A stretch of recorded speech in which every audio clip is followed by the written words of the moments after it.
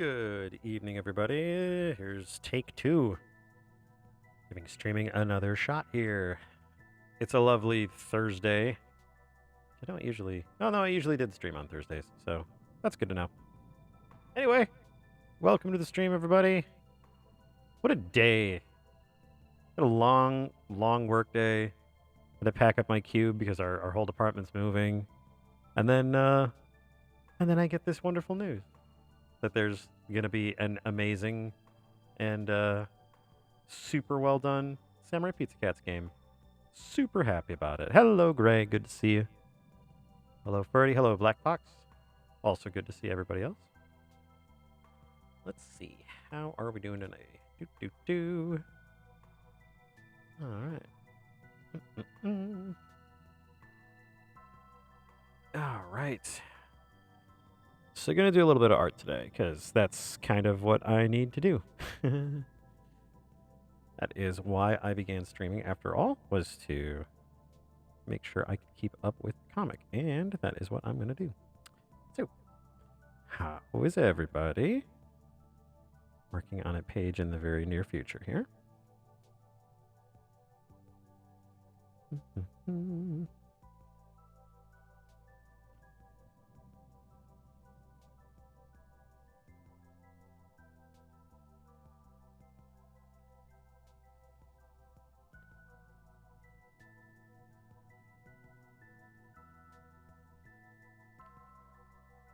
Oh, we don't play favorites here, Ferdy. I enjoy all of your companies just as adequately. Gray, I think they're on to us.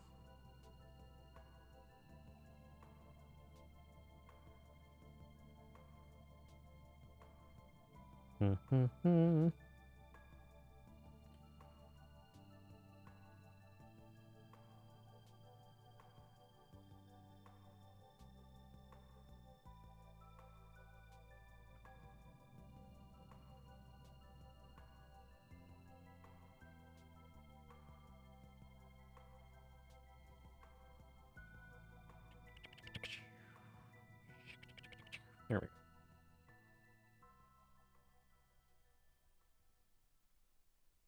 Let's merge that down. Dude.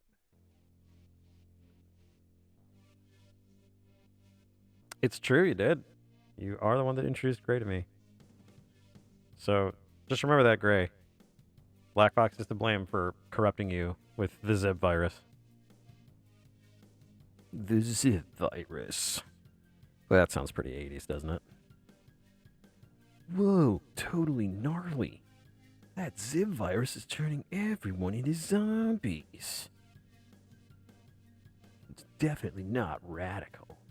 You said it, Chet. Everything.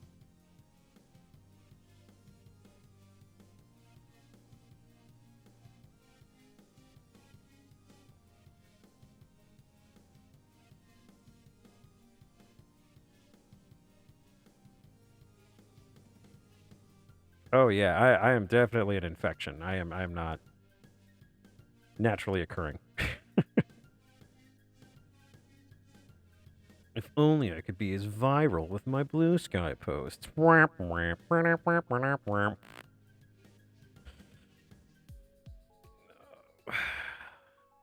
you lovable doof.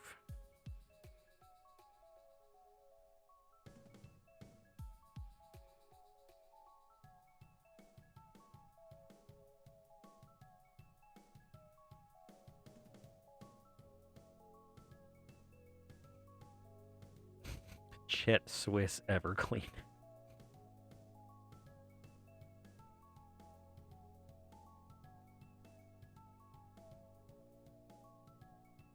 It's true.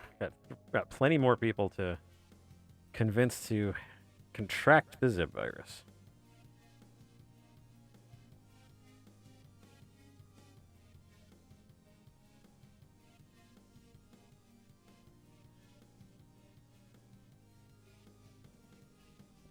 I'm spending a hell of a lot of time on this particular piece without having laid out the rest of the page.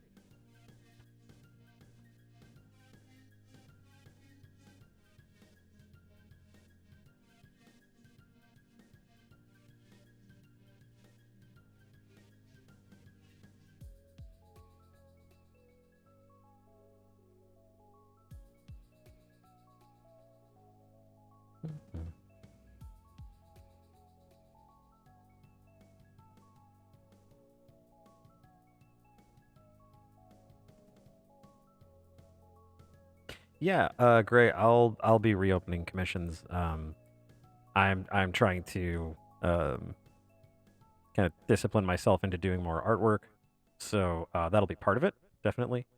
Um, so I'll reach out on the Discord first to let people know before I open to the public, kind of like I did last time.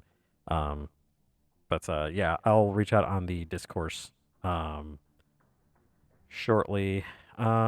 Probably yeah, within the first week or so of March, I think. So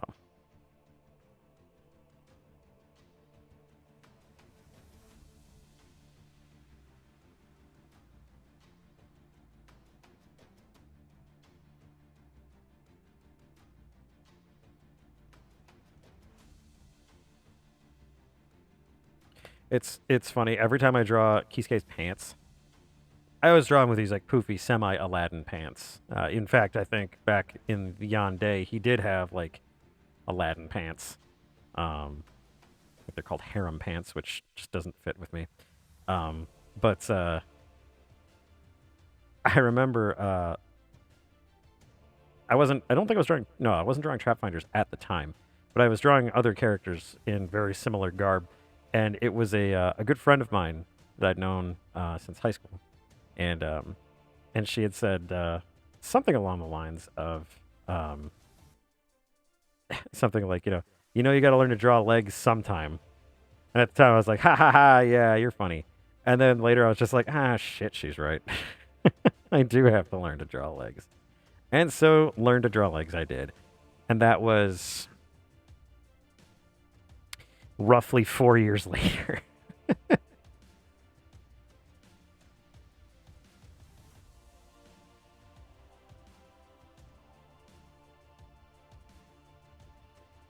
Wild Assault. I'm not sure what Wild Assault is. Is it a way of garnishing a dish with sodium? Couldn't find a real fun way of saying salt, so.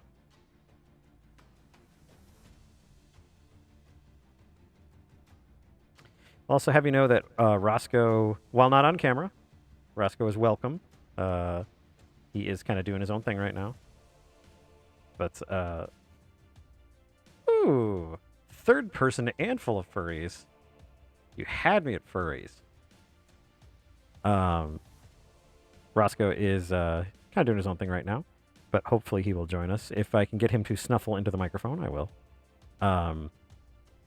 He has a new game that he likes to play outside, specifically a winter game, and that game is called Kick Snow, in which I kick snow and Roscoe jumps after it as though his life depended on it.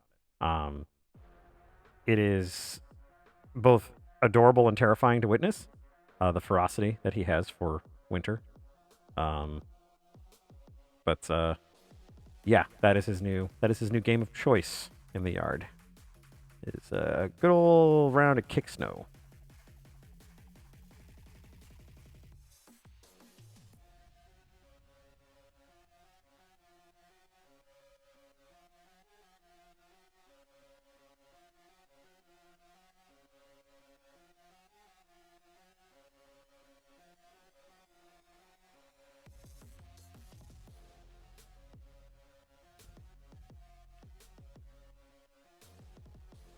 Is that the game that has that blue wolf girl?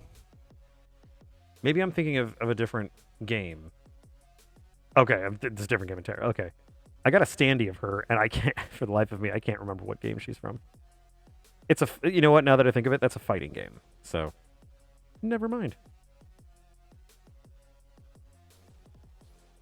At least I think it's a fighting game? Gosh, it's been a while. Have not kept up on the game development scene lately, and it definitely shows. Okay, I'm gonna have to fix your arm. You got one arm that's good, one arm that's not.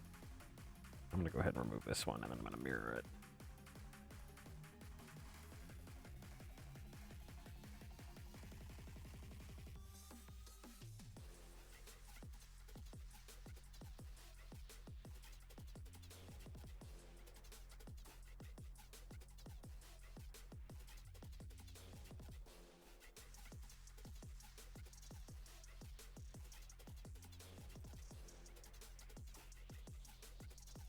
There we go.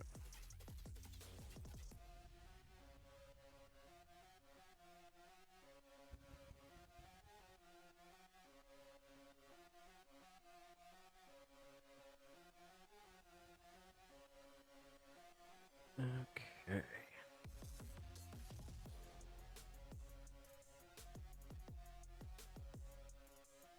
There's one thing I do quite appreciate about Alias Sketchbook, which has really grown on me over the years. If you look in the bottom center, um, Alias will actually tell me how much I've zoomed and what angle I'm at. What's neat about that is that it applies to objects that I have here. So, yeah, yeah, there's lots of reasons to like her. So for example, if I have this little extra arm here of Keyscape, check out the bottom center when I work with resizing it.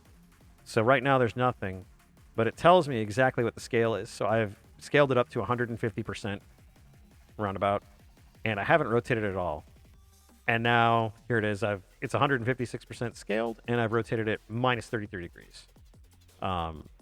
It's super useful. A lot of the times, it's difficult to tell if you've resized something, it's a really cool addition. I have never seen another graphics program use that, so just an interesting bit about Sketchbook Pro. Definitely, definitely appreciate that little feature. Okay, and I have to get from here to here. So I need to figure something out here. Okay, I think I got it.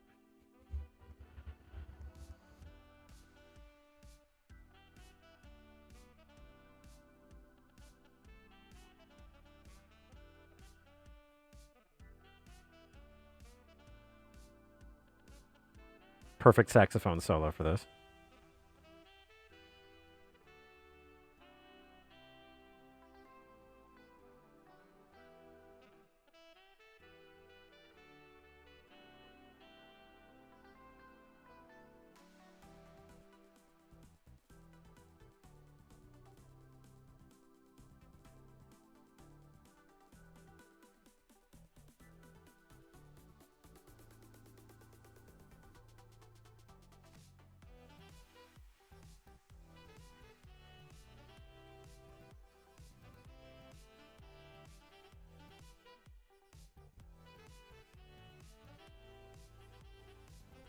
Yes, absolutely. This is definitely the sax solo going on in the mom's head.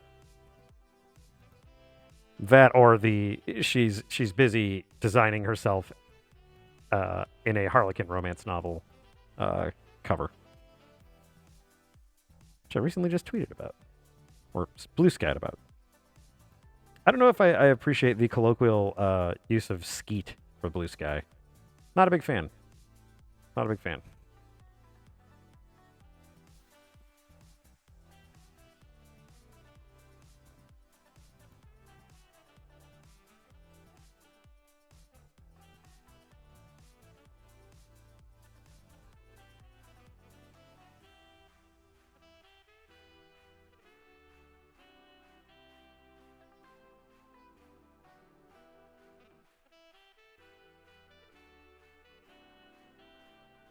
Actually, I am going to go ahead and darken that or lighten that up a bit.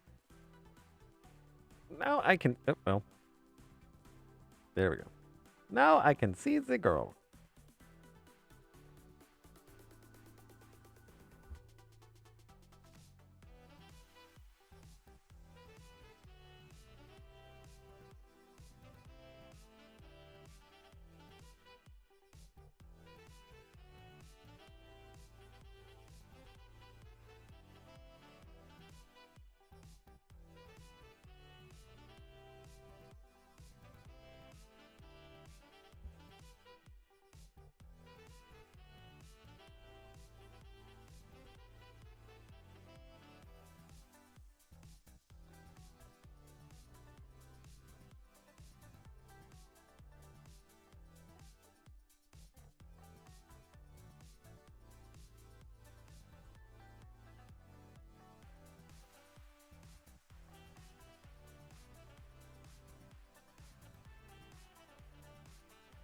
She's a little small. Let's bulk her up a little bit.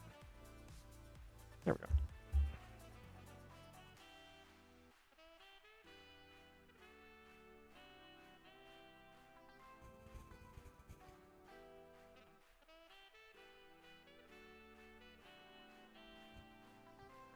Disney's Dinosaurs. You mean the sitcom from the 90s? Or are you thinking of what was it? Dinosaur. Oh, Dinosaur. I think I remember that. I remember previews of that movie and going, meh. Kind of early in the Dream or the Pixar cycle, I think.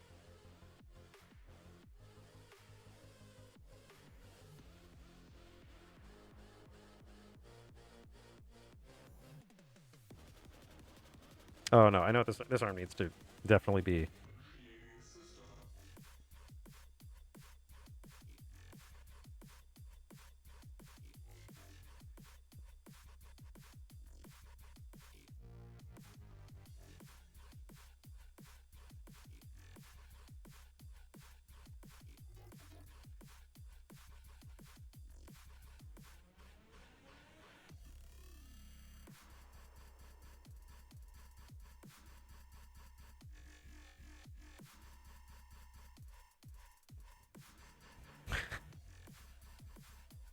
You know, I would love it if they would move to like Cloud or Wisp.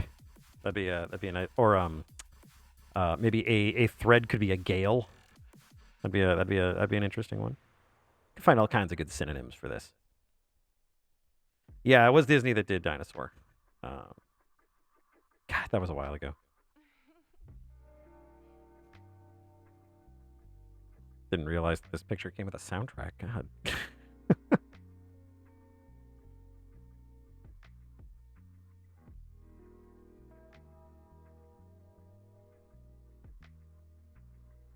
Yeah.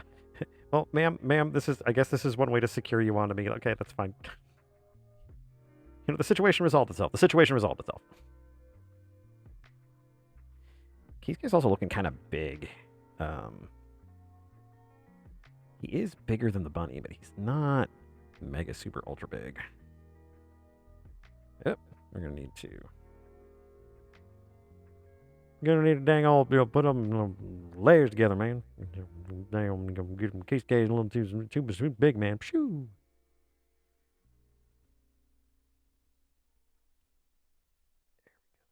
Right. Do.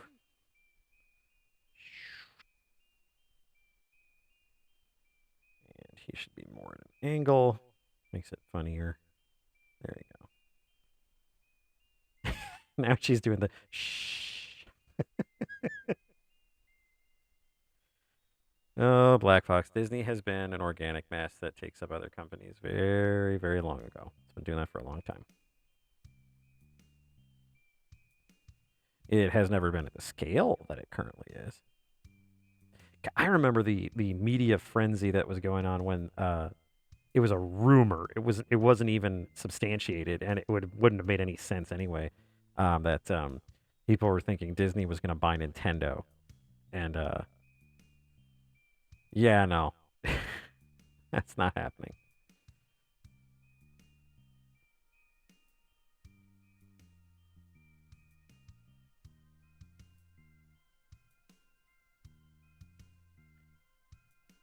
Yeah, that was a thing for a while. And it was, I mean, people were getting all bent out of shape about it, but it was just like, it's like, this will never happen because Nintendo's making way more money now, especially since they're basically unopposed when it comes to the handheld market, especially. But yeah, no, it's interesting how that got so out of proportion and so crazy.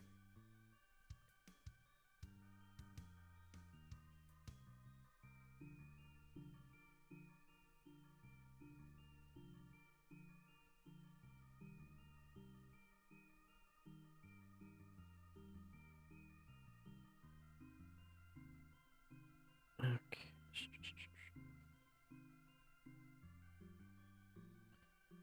Let's just move you over here for right now. There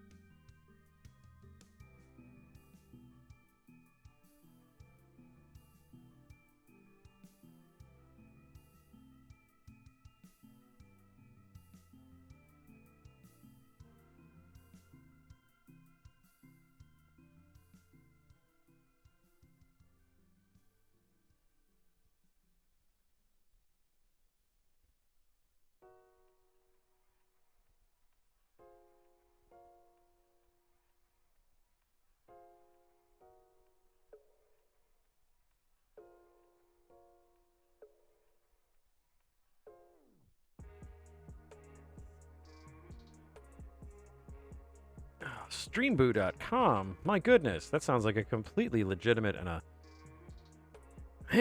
service that everyone could use. And a possible ban of Vader. Interesting. Interesting. All right. Hello. Where are my controls?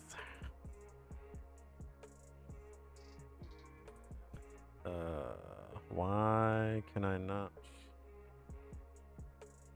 Why can I not ban you? I don't want to reply. I want to get rid of it. Where are my controls? I do not have controls. Mod icons. Moderation actions. There we go. Right. There they are. Haha. Boop. Done and done.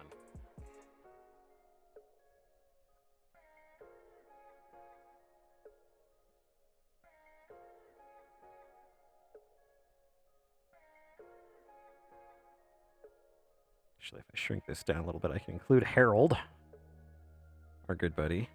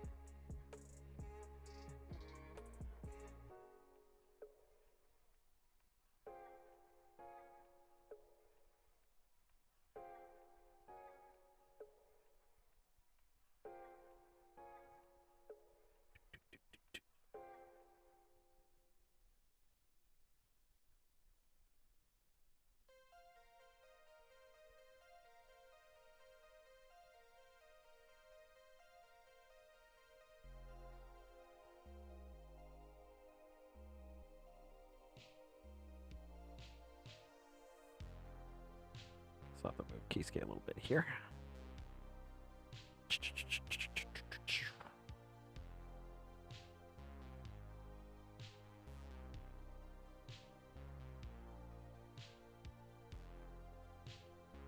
Let's adjust the angle of that.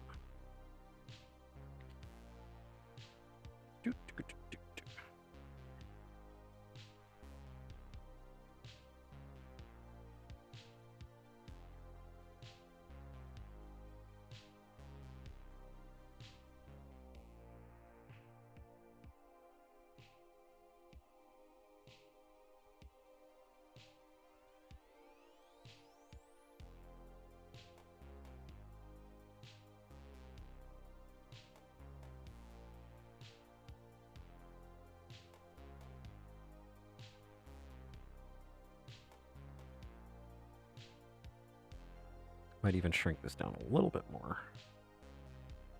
Something I've been trying to work on is getting my art to fit with the words.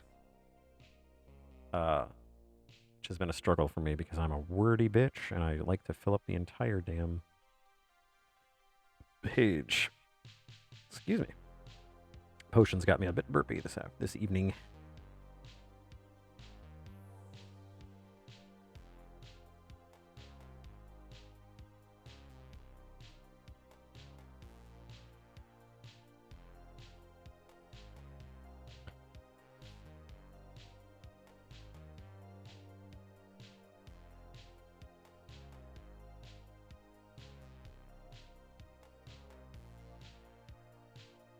Actually, what I'm going to do is I'm going to put you on your own layer now because I need this space. There we go. It's not you, little graphic. It's me. I need my space. You keep taking up all my space, little graphic. I need it. Need that space. Need that breathing room. Tonight's potion. Let's see. Tonight's potion is, I apologize, my right shoulder has been bothering me. It is of course, Monster Energy Ultra. And today's flavor is Blue Hawaiian. Very good. It's not the pineapple one, which I would adore it if they brought the pineapple one back, but it's still quite good. It tastes very tropical and summery. Oh no, I'm not a soloist. God, no. I was second chair cello for most of high school, and that was where I needed to be. I was a page turner. That was what I did.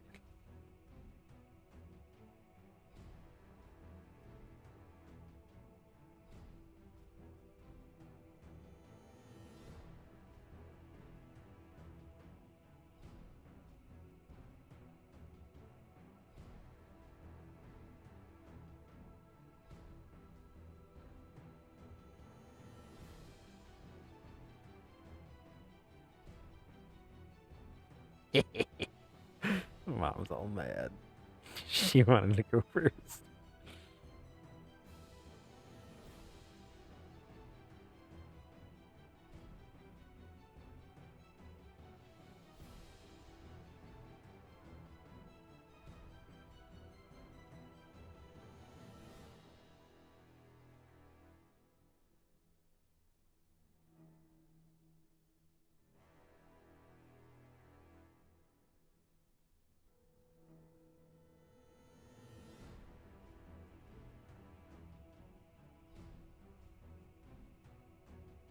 Shoulder should be cocked a little bit more.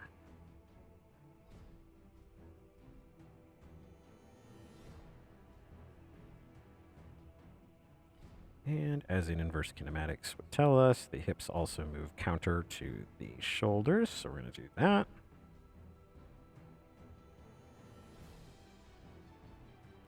It's all balance.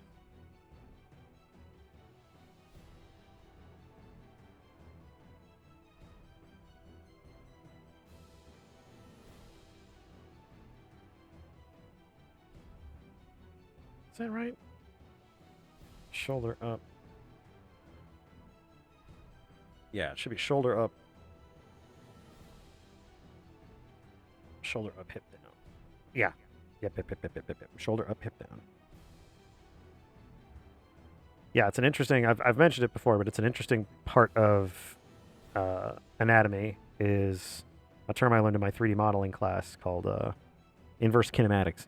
The movement of one major body system will kind of influence the movement of the others. So as her shoulder goes up, her left shoulder goes up, her left hip will go down. You can see this kind of phenomenon if you're sitting in a chair, if you're sitting straight up, raise your left shoulder and see what your hip's doing. It'll move to accommodate your weight. It's a fun little bit, and it kind of makes things look a little bit more realistic. So it's interesting. It's kind of fun to mess with it.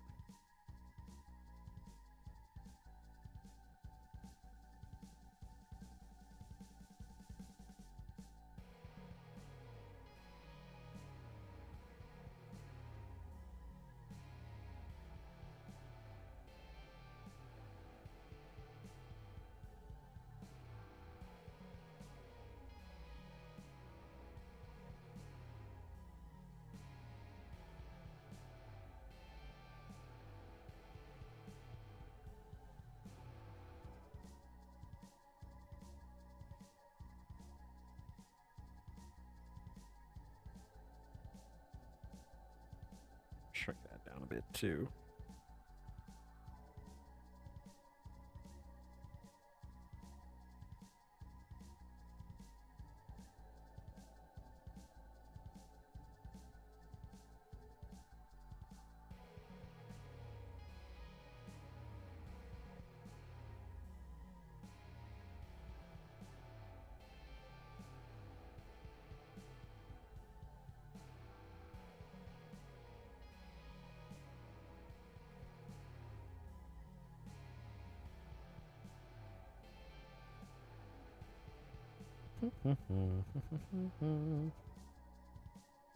Adding a cat and gorilla.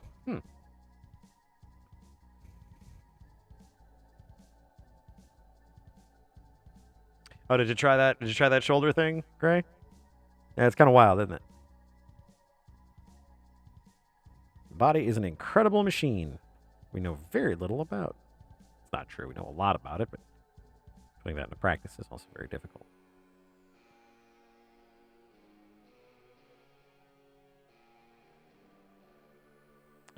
Oh, we'll do that. We'll do that. Yeah, because it's so crowded up there.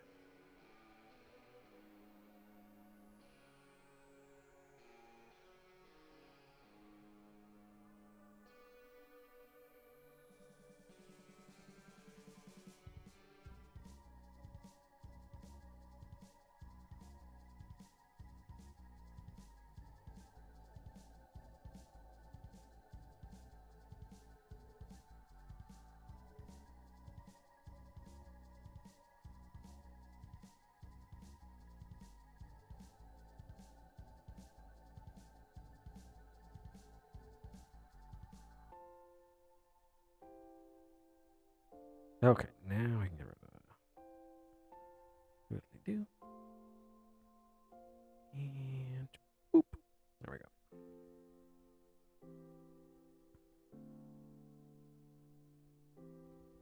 Yeah, doesn't it? It's kind of neat. It's a neat little exercise. I mean, the same thing happens when you just move your hips. Your shoulders will move in usually, I should say. They'll usually move in concert with it. But inverse kinematics. It's a neat part of 3D animation and a neat part of how your body works.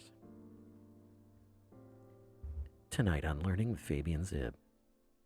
It's the same damn thing he's talked about for like a year and a half.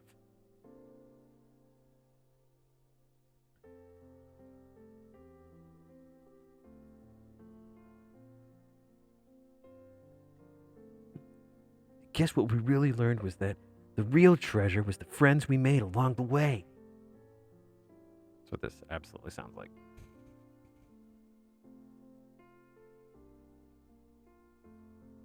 Oop, got a ruler going on there. Get out of there, ruler. I don't need you.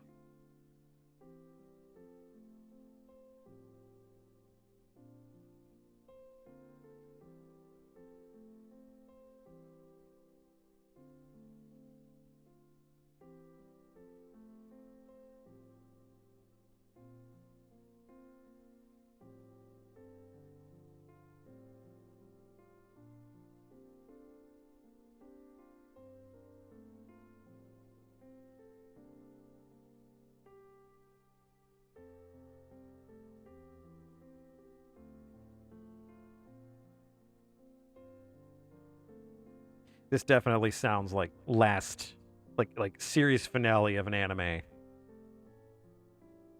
Hey, Katsuragi, you're alive. Yeah, who thought that being hit in the head with a giant energy blast would kill me? That's our Katsuragi.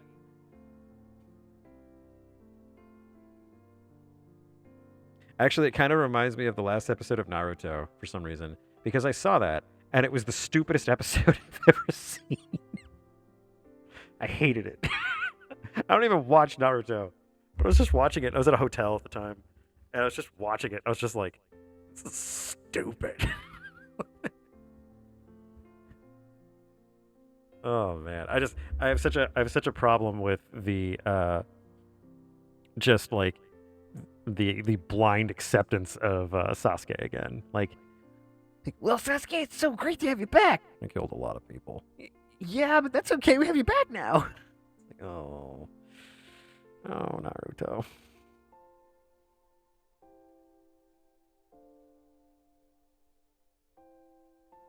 At the very least,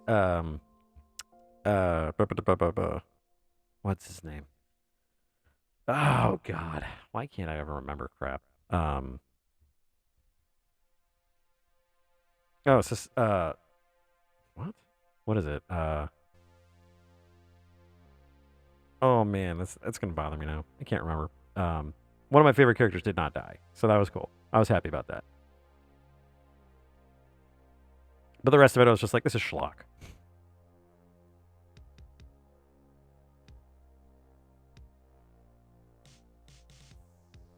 Who wins in a fight, Naruto or Boruto's dad? Naruto. Boruto's dad sucks. Like every bit of Boruto that I've seen, I was just like, oh, well, I guess you can't. I guess lightning doesn't strike twice. You know, same as is it Monoyasha or whatever the sequel to Inuyasha it's just stupid. It's like, I'm sorry, this worked for Star Trek: The Next Generation. Oh yeah, Naruto's a shit dad. It's like he's never there.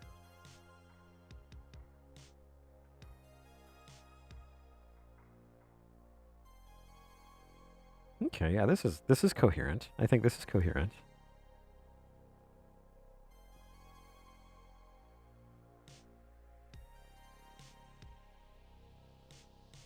This will be a fun, goofy page to do.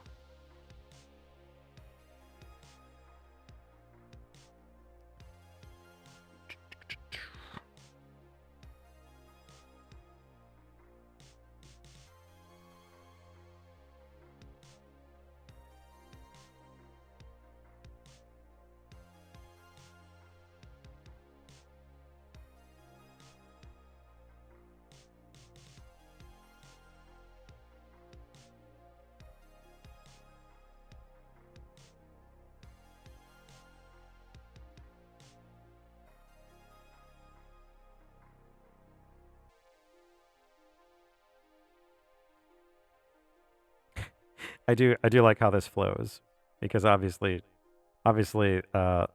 younger bunny girl is going first. And she's super happy about it. He's just like, okay, you're being weird. You're being real weird. I don't like the weird. Stop weird. Stop the weird. And then we get down to, like, so Harold, how's that not going? You're doing good there? And he's just like, oh, we're good. And it's like, okay, great. We're gonna get out of here. It's like, you can stop sulking. Stupid. Hate it. Look, you drew straws. It was completely fair. It wasn't fair. It was stupid.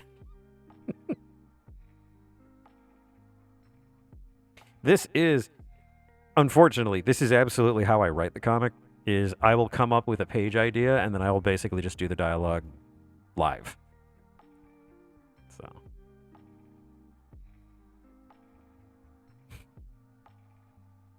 Man, I'm so glad we can all be friends now, Sasuke. Shut up, Naruto. Oh no, that's the mama bunny. That's the mama bunny. She's just mad because little Miss youthful lady was quick to grab. Or they drew straws or something. Makes sense in my head, which I suppose is important, but if I'm trying to get other people to enjoy this, it should probably make sense to them too. It's a good note to have. Good note to have, Zibb.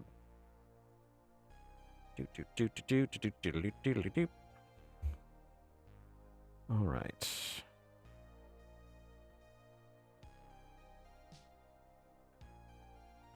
kind of solidifying some of the elements here.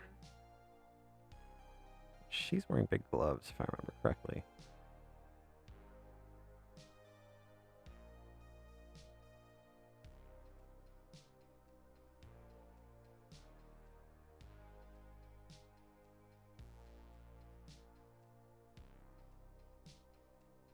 Oh yeah, she's completely Twitter baited.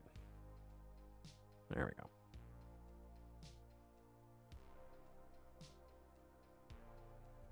go. No, it's the daughter. So the younger one here, she's the one that jumped on him. And the gist here is that they drew straws and she got to go first, and the mom's pissed about it.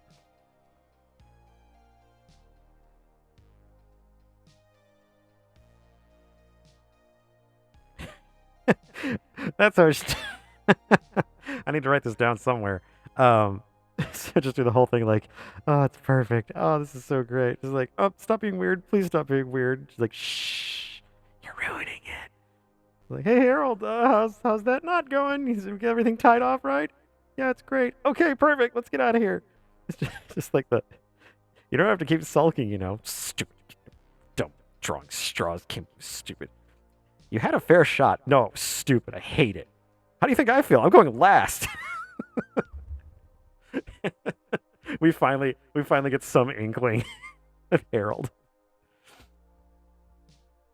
Yeah, I like this. I like this. This page is gonna be fun. I need more fun pages. Not that they're not fun, but yeah, I'd like these goofy pages. I need to have more goofy pages.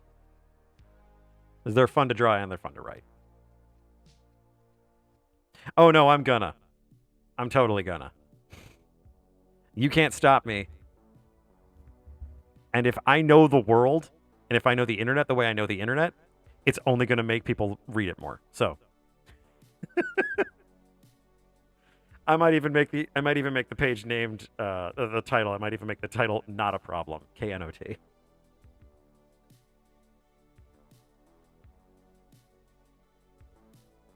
I'm already screaming into the void. I have nothing else to lose.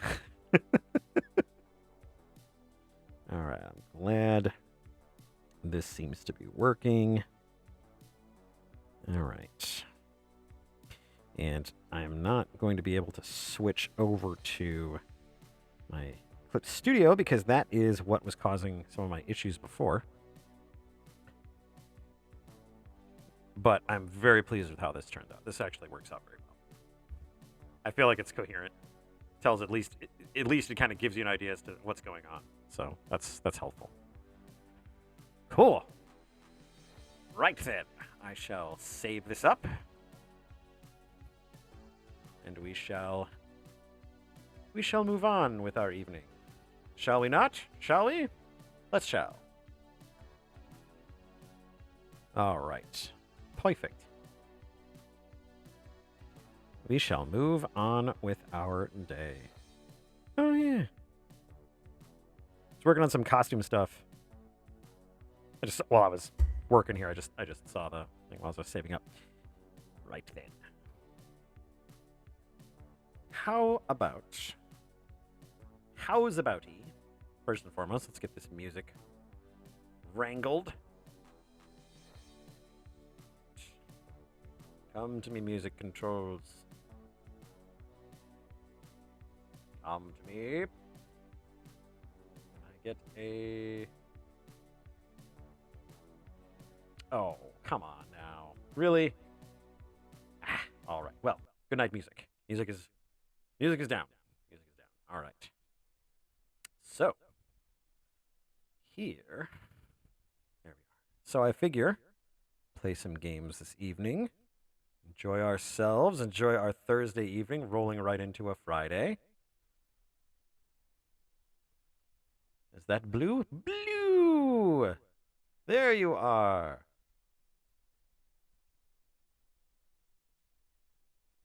Oh, I've missed you too, Blue. Glad to have you back. Hey. Aw. Gang's all here. I love it. Perfect. That's awesome. Well, welcome to the stream, Blue. We have just completed some art. Actually, you know what? You probably missed it. I think you just zipped in there at the last second. So we'll show you we were working on Trapfinder's page, as per the usual. Let's see. There we are. A little bit. Yes, there we go. Well, basically, Bunny Girl attaches herself to Kisuke, and her mom is mad because she's not the one who's able to do it. So. Yay. It makes sense to me, so it should make sense to everyone else. God, I wish that was the case. So, in any case, that's what we were working on. So. Bing. All right. Way that goes. Yes, no context needed whatsoever. Just there is a bunny girl holding on to a raccoon boy, and her mother is angry because it's not her. So, I have actually done a tiny amount of learning when it comes to OBS. So I have learned a few things, not much, but I've learned a few things, and they are going to assist me in being not as bad at this as I hope. So, all right. Can I do this? Doop-de-doo. All right. So, actually, let's make sure that's still running because it likes to not. Where, oh, where can I get you to move? Yes, I can get you to move. I can get you to feel. That's not. There we go. That's better. Okay. I am losing my mind. I am absolutely losing my mind. Okay. So, I figured we would warm up this evening with a little bit of a game I quite enjoy. Can you? There we go. There we go. Yay! Now I can see things. That's great. With a little game I like to call. Any moment now. Any moment.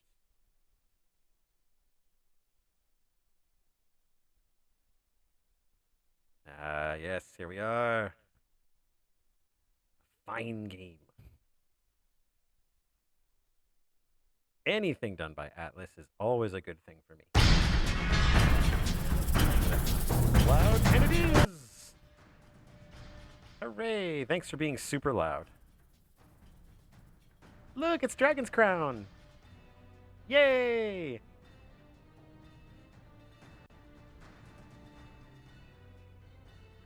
Oh, this game's awesome.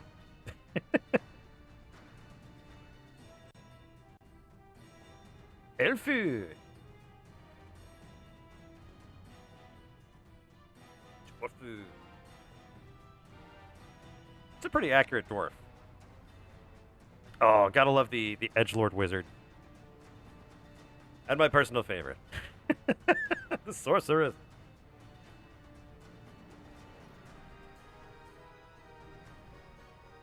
Well, that woke you up, didn't it, Black Box? Now you're awake.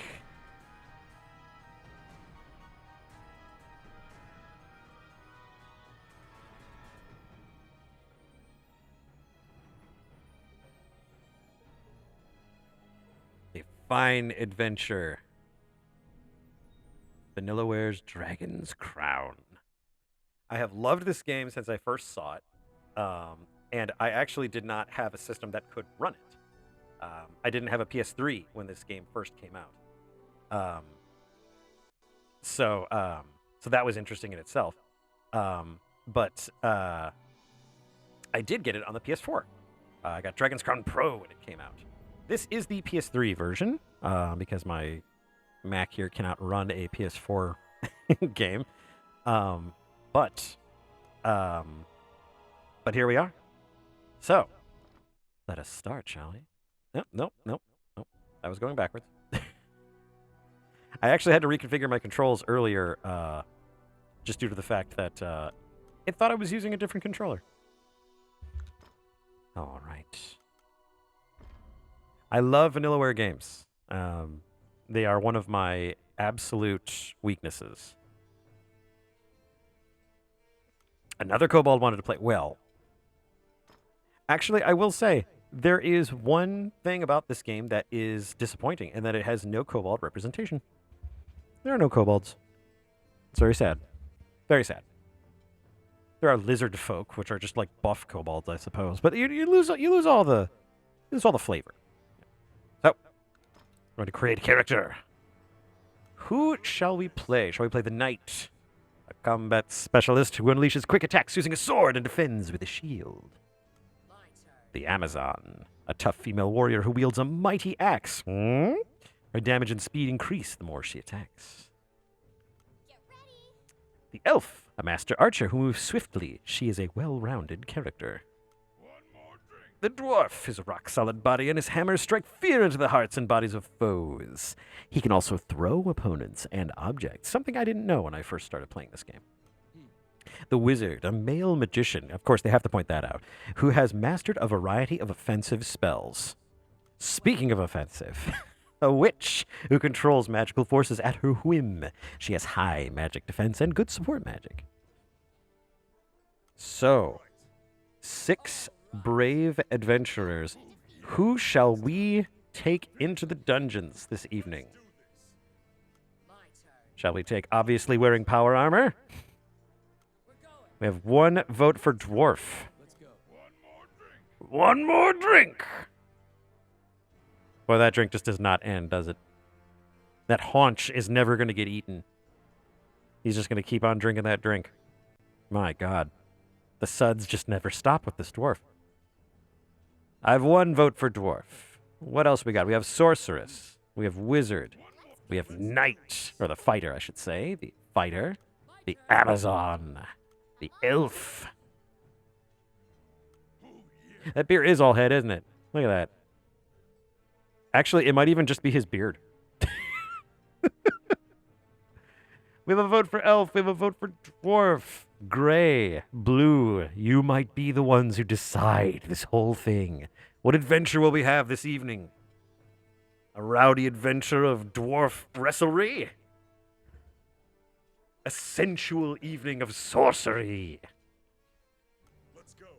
A combative evening of fighting?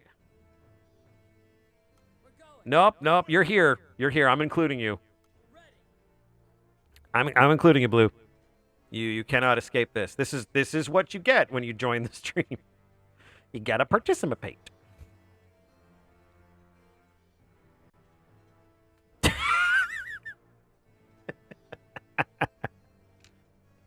Look, you're gonna thank me when you're older, okay?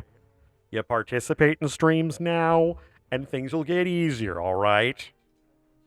Now put your grubby clothes on, and we're gonna go cut wood.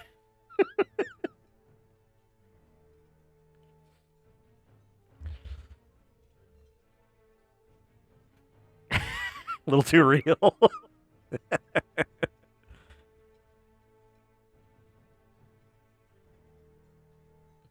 Stream dad. Tell you what, I am blocking some of the gorgeous visuals, so I will duck away for a moment. But I'm still here. We'll send a pic of how you're looking at Final Fantasy XIV tonight. You'd better be dressed properly, young lady. Let's go. No adventurer goes out of my house wearing armor like that. We have 1 vote for elf, 1 vote for dwarf. I will break the tie. We'll give it 1 more minute. 1 more minute.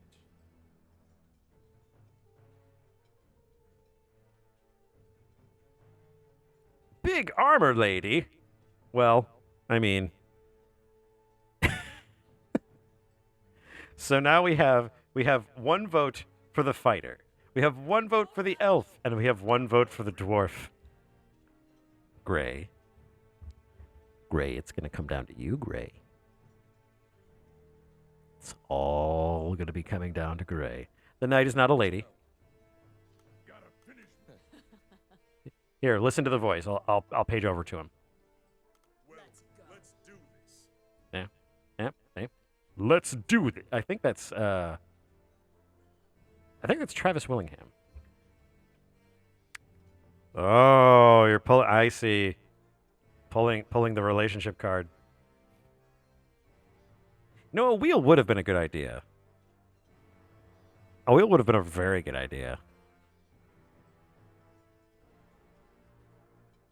All right, of the 3, let's go with the elf. Hooray! Her name can't be Phil. That's just wrong.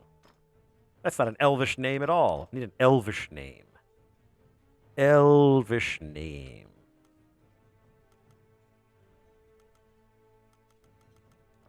No. Phil. Oh, well, with the F, yes. I'll agree. Phil. Do.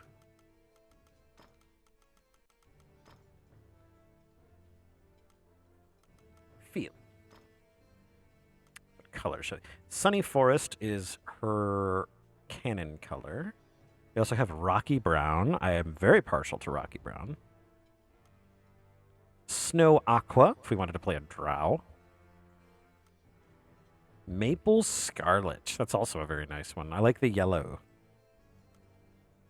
And Grayish Grandeur.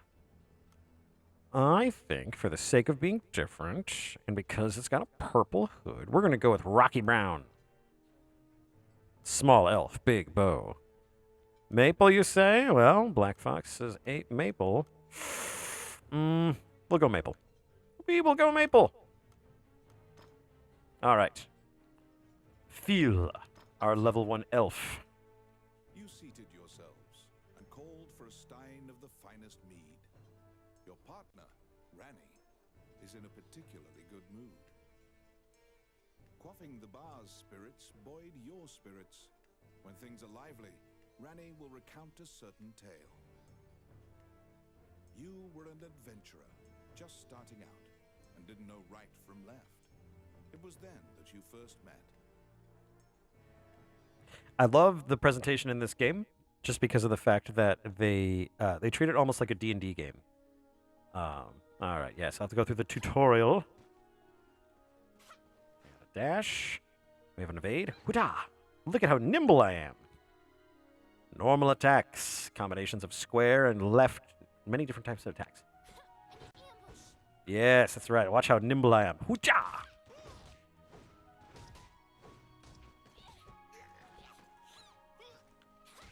And slide tackle. That goblin never had a chance. Well, it's just regular attack, huh? Nothing like martial arts to show how much of an archer you are. Like ground attacks, you can use square and L to create many different attack combinations. In the air? Yes, I love her down pound. She's so tiny. Press circle to fire an arrow. Hold circle to let loose with a more powerful shot. Press L to cancel your shot. Wata! There we are. Goblin scum. La la la la la la la goblin scum. There we are. Limits to the amount of arrows an elf can carry. Heresy. Elves can never run out of arrows. It's just how they work. Arrows. Excuse me, would you die, please? Special equipment can be taken from enemies or treasure caches. Press triangle to pick it up. Press square to use it when his use is remaining. Oh! Oh, this guy thinks he can play. Give me that. Bam. Bam. Bam. Bam. Bam. Crossbow. Crossbow. There we go. Yes, we can use items. Heal potion. Drink, drink, drink. Cooldown between item uses. I will say the game is remarkably balanced in how player-oriented it is and how enemy-oriented it is. It's good. It's very good. And I love the hand-drawn style. Get crossbowed, idiot. Oh, you just reminded me of Group X. What you did today, idiot? Wrong. I went down to Chunky's and got a new Super 88 system for $2.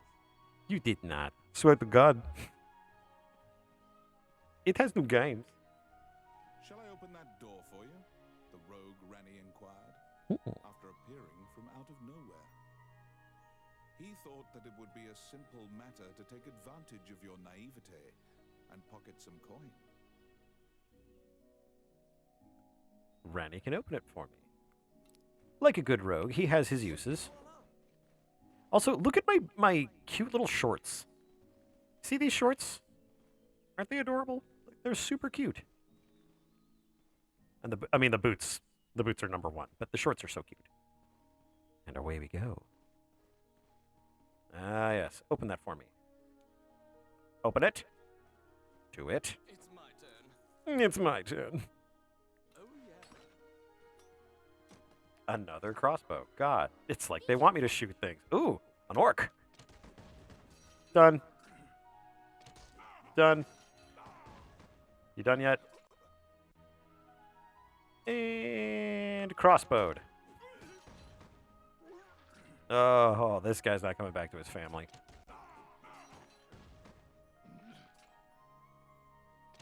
This is the weakest crossbow I have ever crossbowed with. Hi, buddy. Hey, buddy.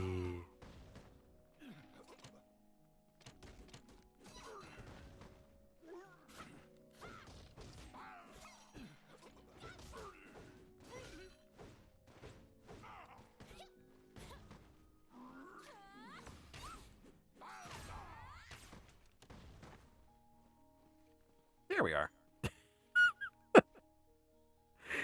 It's one frickin' orc.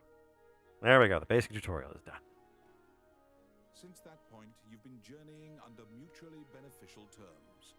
You handle combat, and Rani handles locks. Seems fair. All right. Let's leave this beautifully rendered tavern. Yes, have to remember who made the game, Vanillaware. You came to Highland as an adventurer. Like many of your fellows, you strove to challenge the dangerous labyrinths here. Look at this Labyrinths town. were every bit as perilous as you'd heard. Most Parallax were lucky scrolling. to even have their bones exit the ruins. You don't currently belong to the guild. I recommend registering. You can get jobs there and learn skills. Well, let's head over to the Adventurers Guild. Clad in full armor, the guildmaster, Samuel Joseph, stands in the center of the guild hall like a statue. There's a puppy here. He appraises you with a look and dismissively states that only worthless adventurers leave their equipment in disrepair. Ooh, sick burn. Your travels thus far have left your equipment positively thrashed. You resolve to rectify that before returning. It's easy to look all clean and shiny when you don't do shit, Samuel. The master directs you to Morgan's magic item shop. The magician is even able to repair magical equipment. Well, hell yeah. Back to redeem Morgan's worthy of magic the shop. Adventurers Guild, Do, do, do, you must do, do, first do. repair your broken equipment. Love that little running kick. Oh, so much. There's so much oomph behind it. She's so tiny. You conquer Hello. a labyrinthine set of stairs, and Morgan Lisley, shopkeeper and witch, welcomes you to her establishment. There is no objects repair which does not fall under her purview, from ornate magic staves to rusted axes. Welcome to my shop. She actually kind of reminds me of Tosika from Fate, just older. Let's repair our stuff. Oh, my bow is absolutely crapped. That's fixed. We did it. Adventurers come here not only for repairs, but for appraisals. Oh, Ferdy, Purchase magic items. never trust a knight in shining armor or a chef without grease stains. My rule of thumb is if the chef is slightly overweight, he's good.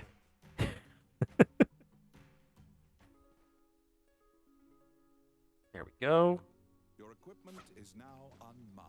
All right, let's go show Samuel our new shit. Guild and see if the guildmaster Badoot. deems you worthy. Once again, the guildmaster Samuel Joseph stands in the center of the guild hall, like a statue. A big, useless statue. With your equipment now in tip-top condition, you request to join the guild. Samuel issues you a test of skill. Ooh. What will you do? Eagerly accept the entry exam, ask the guildmaster for details, state that you are overqualified for the test. Well, we already know this guy's kind of pompous, so we're just going to go ahead and accept the entry exam because, Your test is to help a warrior named Roland. Samuel says that you can find him in the ancient temple ruins. is Roland the last gunslinger?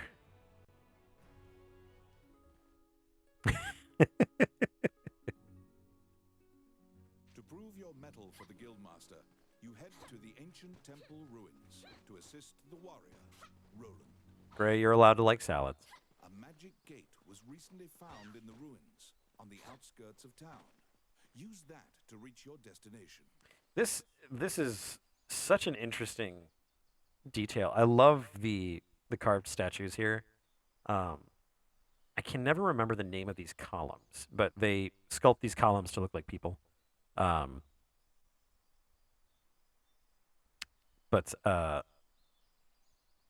just an interesting scene, and like it doesn't even really it doesn't explain itself, which I think is a strong part of this game. There's so much of it that doesn't explain itself, and it's just there, and I like that. I think that's a interesting aspect of storytelling. It's an interesting aspect of just running a game in general. So yeah, let's go through the magic gate. Poof.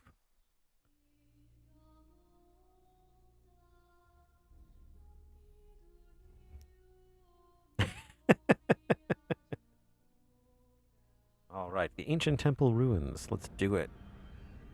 Just look at this beautiful hand-drawn, Many things gorgeous lie in the illustration. ruins of the old Elysian temple. Some quiescent, some far less so. An ancient dragon, spoken of in myths, is said to have destroyed the Elysian civilization in one night. I'm a big fan of this. It's just like, oh, this urn, it's so beautiful. I mean, it looks like it was carved out of the living stone.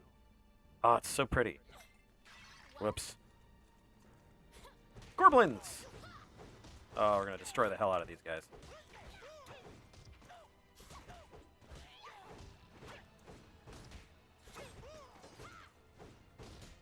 Obviously, this game is a, yeah, score items give me experience points.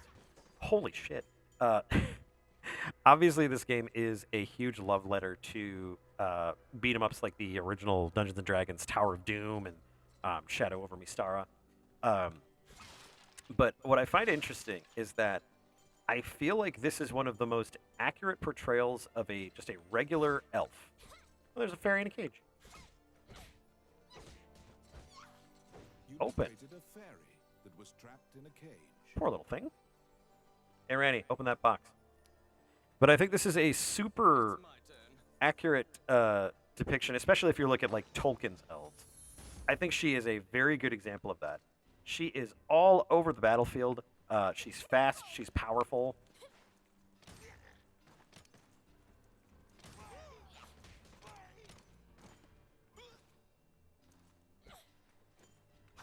He says not being fast or powerful.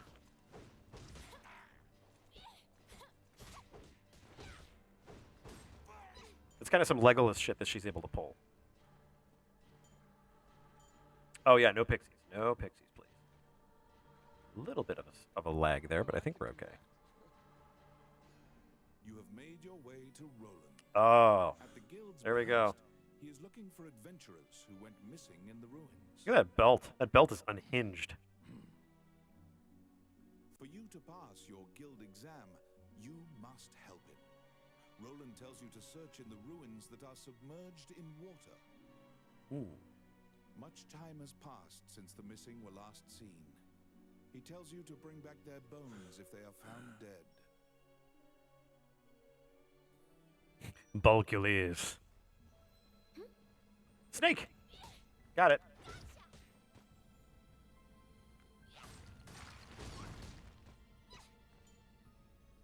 Oh, dang old man, I'm going in this room and find there's a snake, man.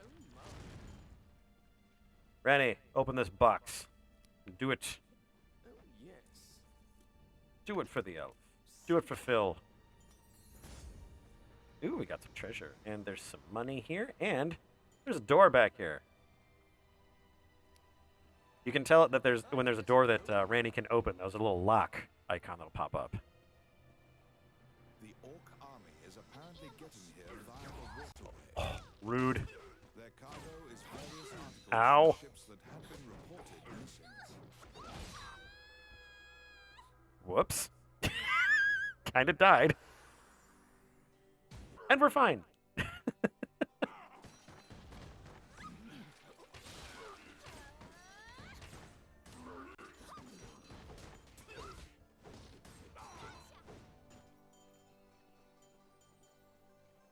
Rennie. Open the box, Rennie. Let's see. I'm gonna eat this egg. Done. And this pomegranate. And this egg. Outstanding. One of the themes of Vanillaware games that I absolutely adore is that food is a major component. It becomes more important later. But in this game, eating food raises your maximum hit points. or raises your hit points above maximum, I should say. So it's very important to find food and eat it.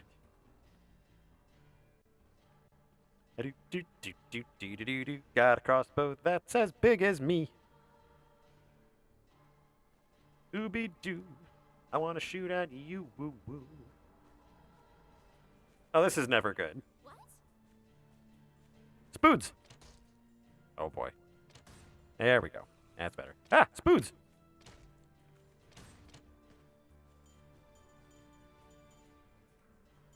Hey, Randy, turn your back to the giant spiders for a moment. Oh yeah. Another crossbow. I'll take it. I'll take 12. Ba-da-doo-doo-doo-doo. Just wander through these ruins. This is the most truncated D&D game you could ever play. Quit it. Do-do-do. Dee-dee-doo. Minute there. Got a shotgun bow.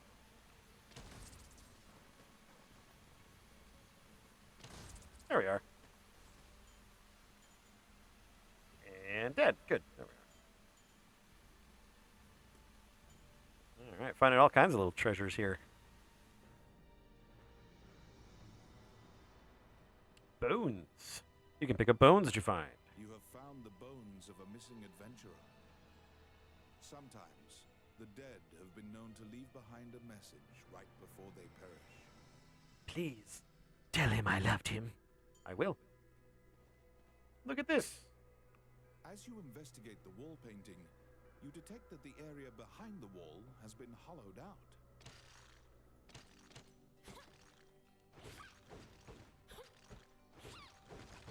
Fuck your fresco. A rogue that didn't see a trap? I know. It's more common than you think. All right, Ranny. You know the deal. Open the ornate box for me. Let's see. And do it with a smile, please. Voila. Oh, that'd be good. Ooh, treasure rank B. Oh, skeleton. Oh boy, that's a lot of skeleton. Oh! Oh, wow, that one really got me.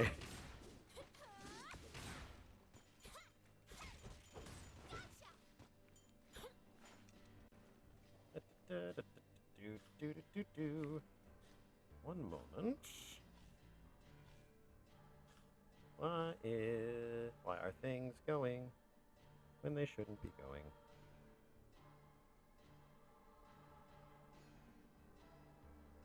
All right. There we go. All right. Doodly-doo-doo-doo. Old Jumpy Harold got in there.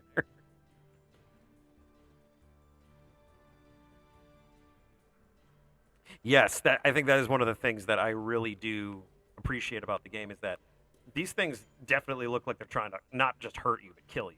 I mean, those skeletons are going for, like, the stab. Like, they're just trying to, like, I need to stab your torso repeatedly.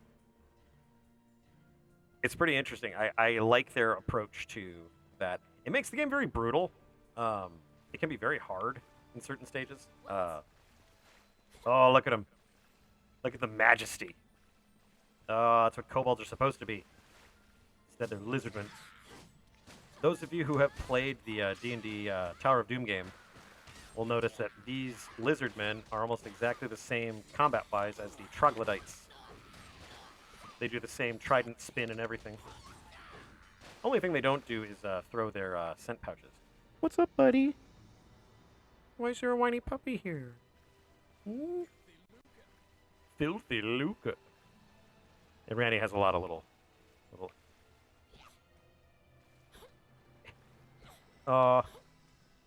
When you're in town, you can kick Randy, and it's fun.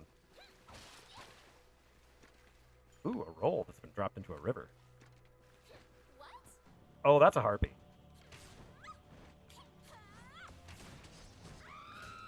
Crap. Crap. Let me go.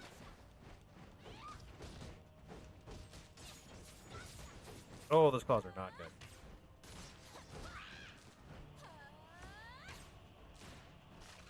Rip.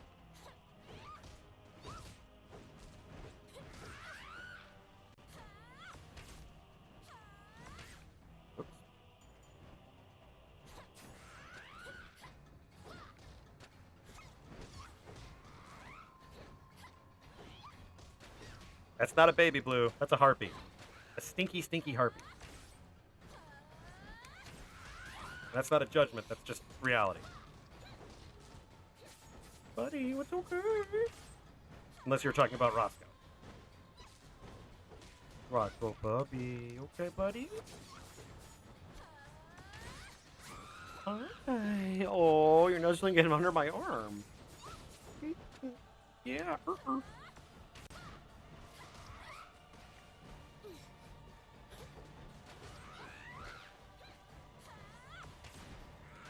Oh, for Pete's sake, let me go.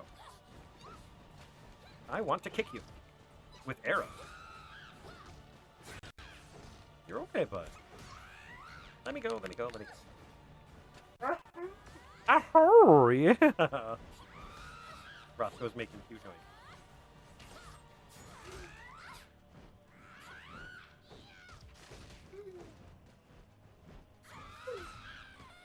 Oh, dang it.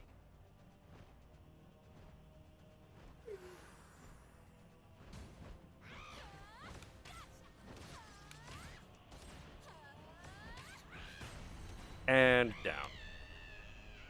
That is a really cool version of a harpy, though.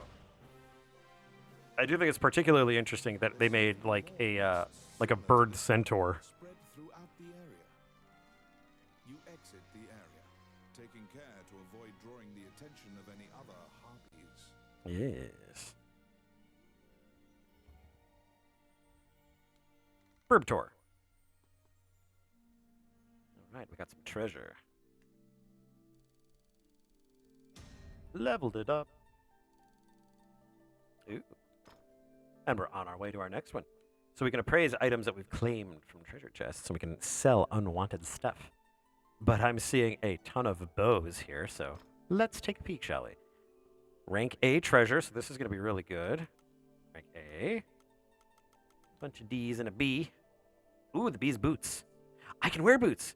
If you see the icon there in the top, I can... me and the Amazon can wear boots. So that's cool. We got 2,900 gold. Pfft, we got this. What's this one? Deleterious Hunter Bow. Damage to objects plus 15%. Max HP 6. Plus 1 arrows on stage transition. Luck plus 3. You have my sword. What about this one? Sharpened Hunter Bow. Critical rate plus 6%. Freeze enemy 6% chance. Max HP plus 11. Hell yeah! And I can use it right now. That's rad. What about these boots? Knave's Light Boots. I'll take them. They're still better than anything I have. And these other ones are pretty low, so we can... Let's see. We're going to obtain this one and this one. And these. And there we go. We'll just sell the rest of them. Nice. We should see what our new bow looks like. You have fulfilled. Say goodbye to this horn bow. Report your work to the Guildmaster. Yes, yes, Guildmaster, yes. Let me see my new stuff. I would like my new boots, please. Boot.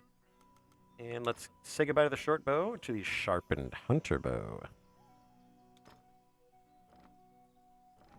Ooh, that one's schmexy. I like that.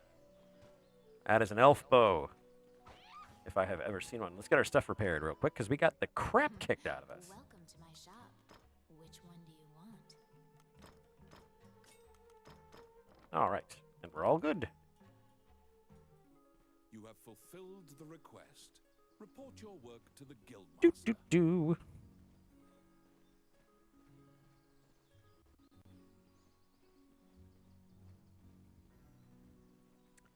do, do. Look at this castle. This actually makes me think of Elden Ring, honestly. Elden Ring and Dark Souls. If that castle was in muted drab tones and slightly crumbling, it would definitely be a Elden Ring slash eat it, kid. Elden Ring or Dark Souls kind of thingy. Where's the guild? There you are. You return to the guild to report your quest. However, Samuel gives you an additional task. What? It is possible to resurrect the dead with their bones. He tells you to go to the temple to attempt the resurrection ritual. Canaan Temple is a temple dedicated to the worship of the goddess Althena. Proceed there immediately. All right, go to church, raise a guy. Let's do it. You were ordered to Ranny? attempt to resurrect Ranny? cult members at Canaan Ranny? Temple. Ranny? Rogues suck. I guess we'll go to church instead of getting drunk. As you enter, a kindly voice echoes from the back. You seem to be in need of help, a monk says, and approaches you. This guy looks like every, what is it? He looks like every Warhammer monk that you could possibly have. This is a cleric in the Warhammer universe, definitely. The prayer of the monks sometimes restores the dead to life. The goddess bestows mercy to those whose time has not yet come. What troubles you, my child? To be fair, yes, this is absolutely a Space Marine chaplain out of armor. Like, he's a super nice looking dude, and then he puts on, like, the skull helmet. Deckard Cain and every Warhammer monk put together. I love that.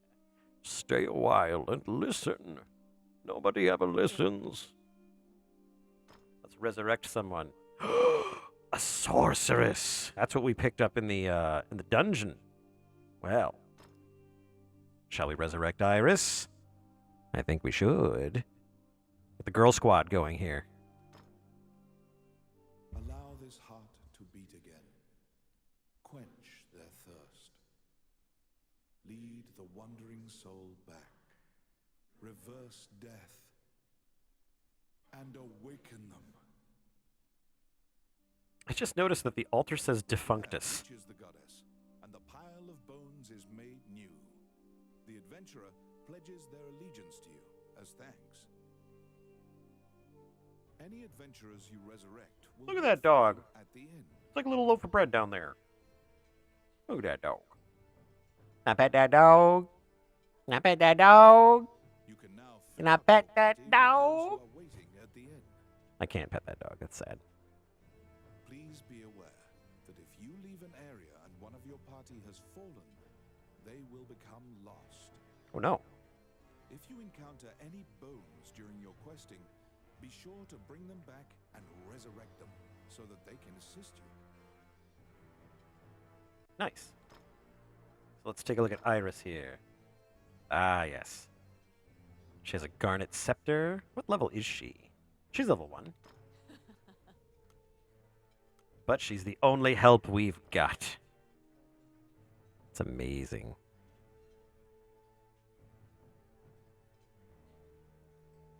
There we go. You have fulfilled the request. Report your work to the guildmaster. I love her run cycle. It's so stupid.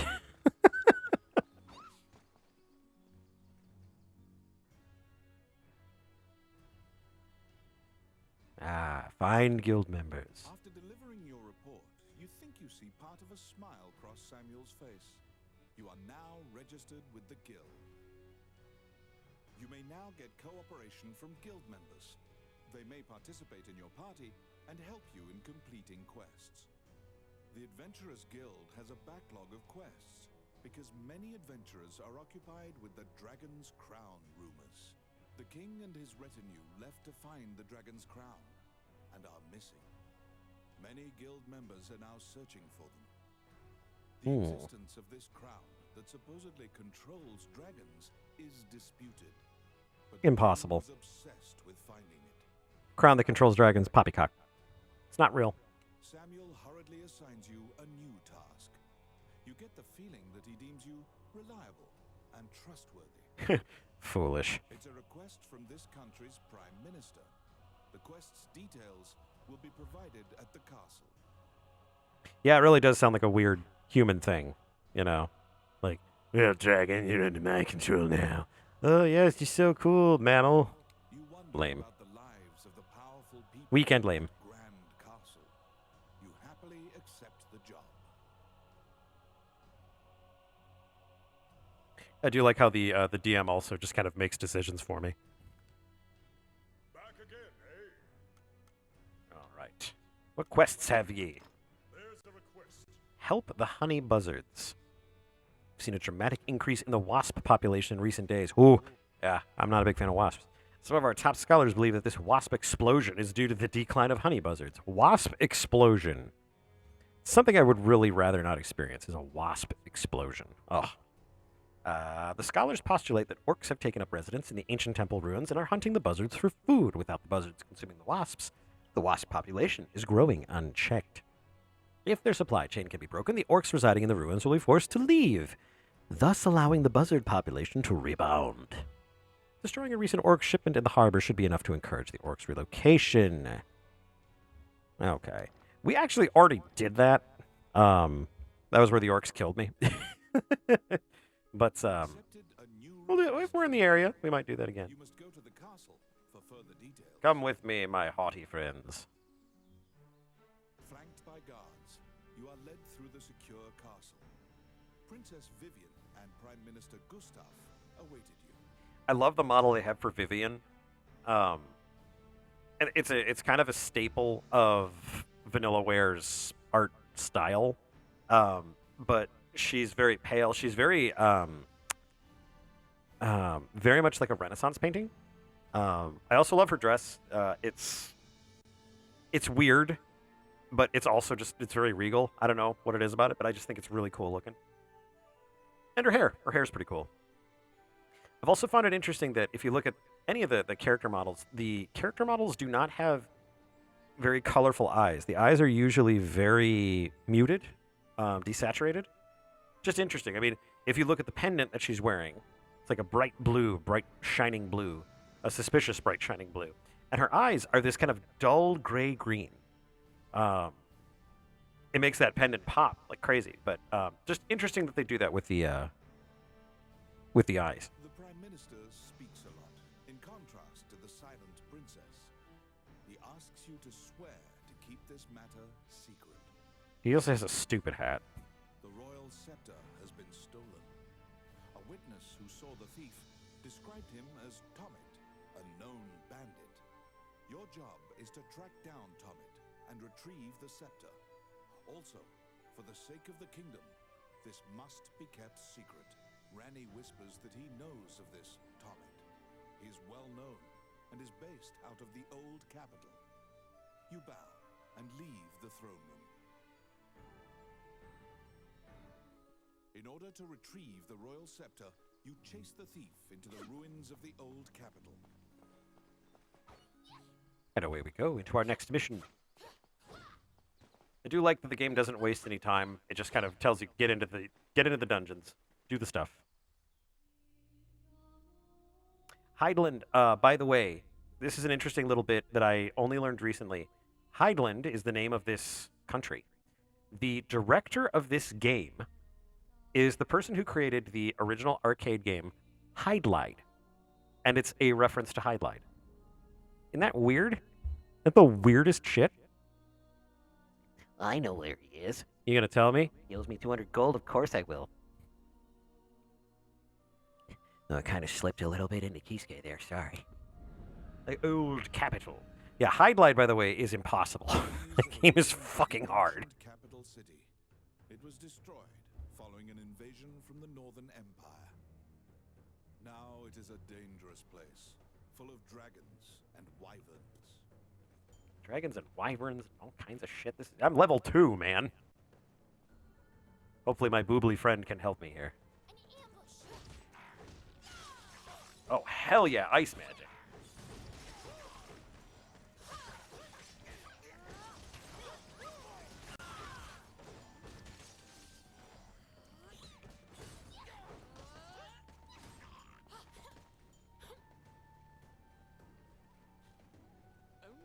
Ranni.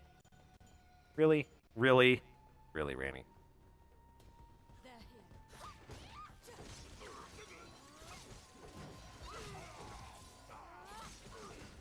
And I know it's a stylistic choice, with the art style just being the way it is, but I do like the way they do orcs. I like that orcs are massive. I like that they're strong. They should kill you in a couple hits. Outstanding. Ooh, there's stuff here. These little sparkles are treasure pieces that emerge from time to time, and taking them gives me more experience, and that's awesome. Can always use more of that. Change the category. Black Box, when have I ever changed the category at an appropriate time in an appropriate place during a stream? When?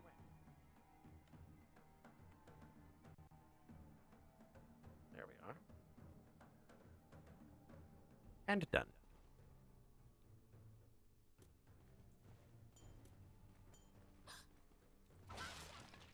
Scorpions! They're dead. Oh, my magical friend. You and your amazing spells.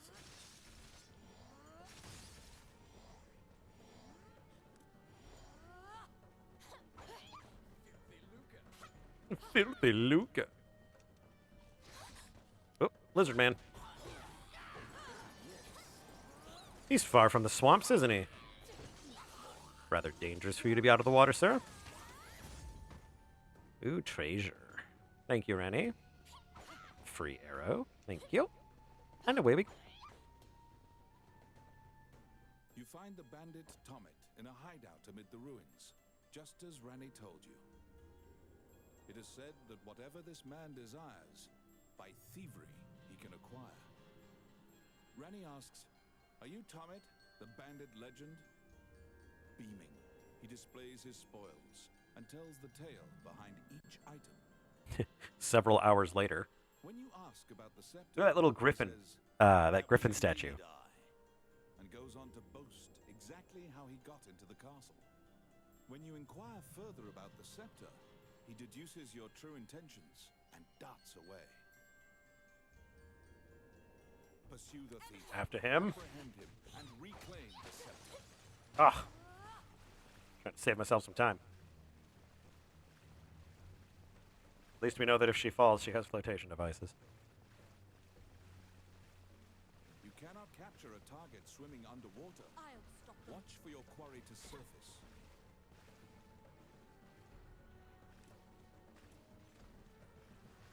Get them. Darn it.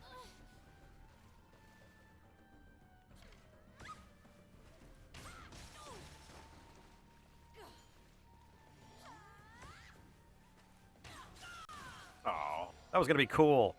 It wasn't cool, though. Oh, well. Come here, you bastard. Ah. Ready. Do the thing you do. Let's see. Voila!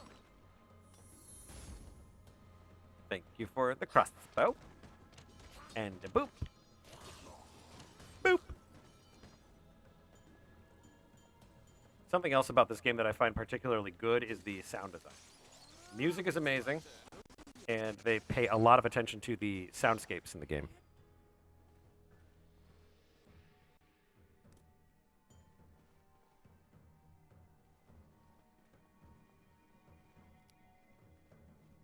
Oh, yes.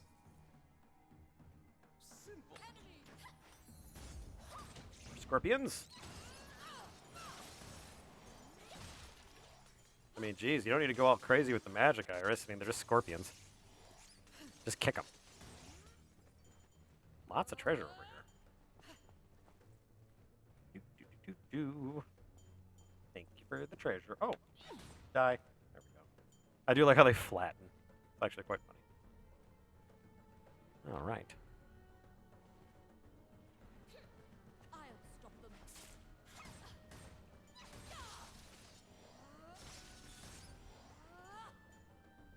You can hear the sound of a woman crying on the other side.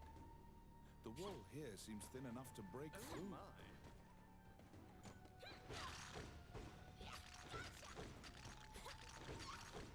Just like in D&D, it looked strange, so I looked at it, and it turns out to be a secret passage. What? Oh, geez, there's skeleton in here. Thank you, ma'am.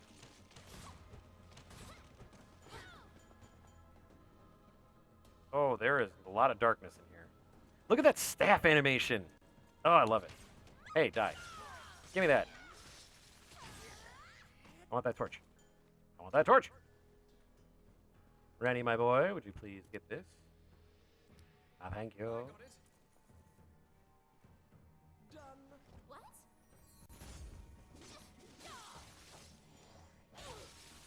Fire and ice. Oh, I really need to get out of here. Okay. Oh, crossbowman. Okay, charge it up. There we go.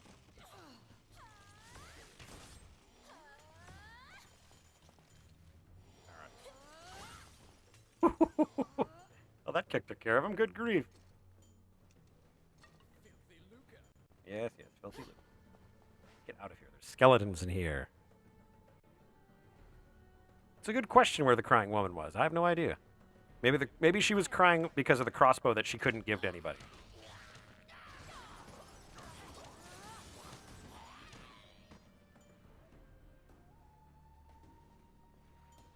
Do do do do do. Oh my. Yeah, I really do love how some of the hits translate in the game. The dwarf is interesting in that regard because he can pick up and throw people. Let's see. That's a lot of fun.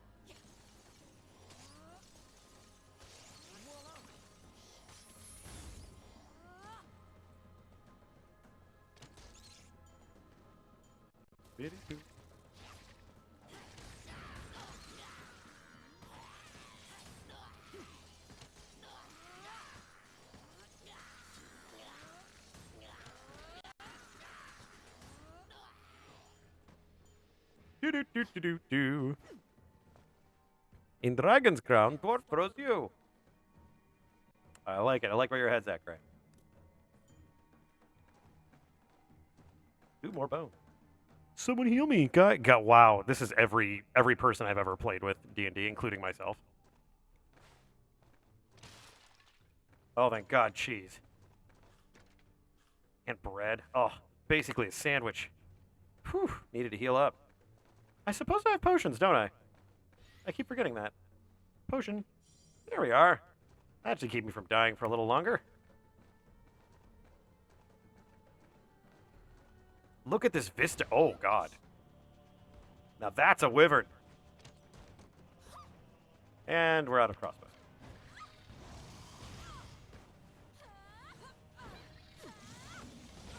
Oop. Ow. Oh, no, Iris.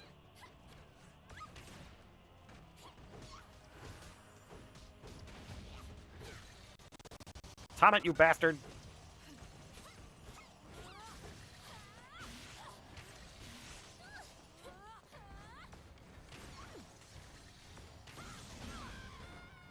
Oh, crap.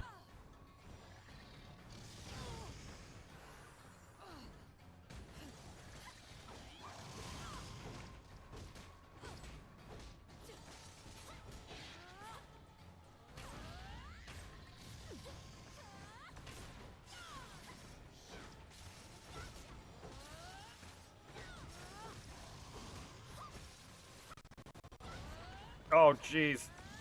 Birdie, you gotta stop summoning these guys.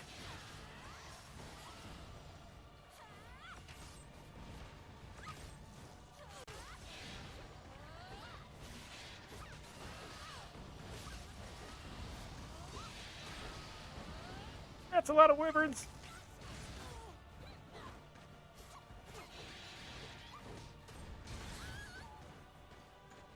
Eggs.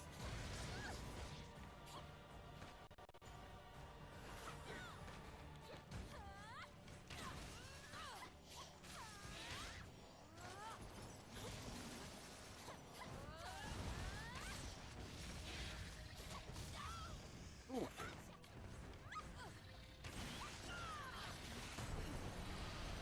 There we go. Good grief. You pin down Tommy, who is so stunned that he's actually been caught, that he cannot move. Relenting, he produces the scepter from his bag and hands it to you. That's right.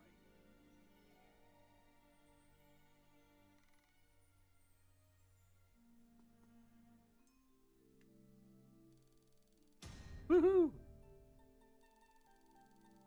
Leveling up steadily. I like that. You have reclaimed the royal scepter, stolen from the treasure room of the castle.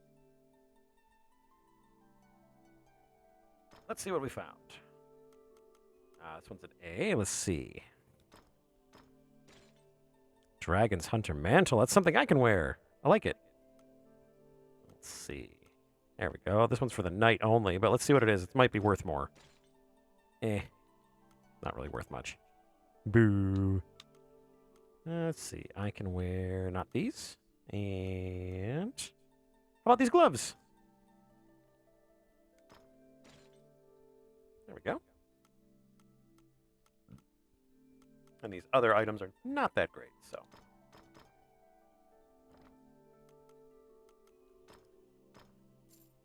There we go.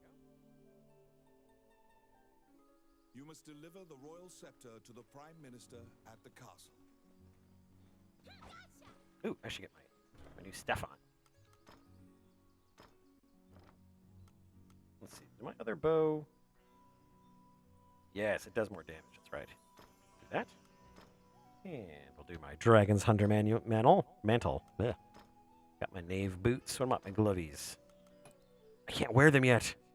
Ah, need to be level 4. Boo. All right, not a big deal. Let's go bring that scepter back. That's the guild. Hey kid, you bother me.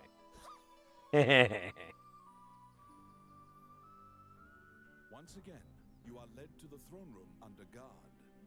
This time, a man stands there with a presumptuous grin. The man tells you to hand over the scepter. You tell him that you don't know what he's talking about.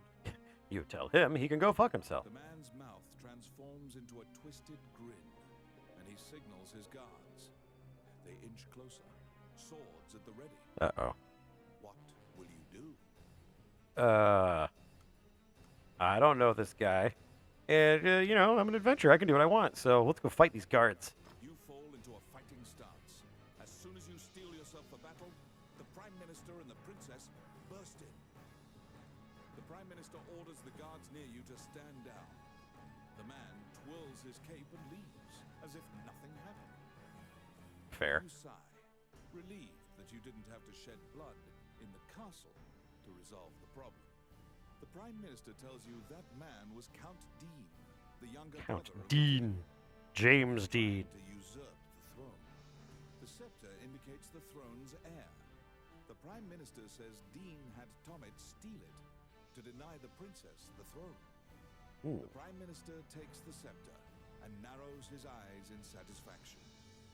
He pays you for completing the request. 1,500 gold. The fairy you saved in the ruins appears before you. She seems to want to take you somewhere. I love this fairy. She's adorable. There was they actually did make a figure of the fairy. They also made a figure of the elf. The fairy figure is probably one of the cutest figures I've ever seen from a game. The fairy leads you into an old ivy-covered tower. You find yourself in a cluttered room that seems to be a laboratory. Judging by the stratification of dust, much time has passed since anyone last entered this room. Letters amidst the shambles indicate that a magician named Lucane lives here. You find a message he penned on the desk. Lucane wrote that he was off to see a magician friend named Wallace in the underground labyrinth. And his friend Wallop and Gromit. The fairy uses various interpretive gestures to indicate that she wants you to find him. You accept her job request. You head to Wallace's underground labyrinth to look for the magician Lucane. All right. Well, that is a good delve into Dragon's Crown. If people are interested in watching more, I may play this a little bit more in other streams. It's definitely a good bit of roughhousing and fun for a warm up, a dungeon or two. But in celebration of the news of this this new game coming out, hopefully sometime soon, I think it only appropriate that we play the Famicom version of Samurai Pizza Cats. What say you? Shall save our game here. Oh no, we lost Ferdy.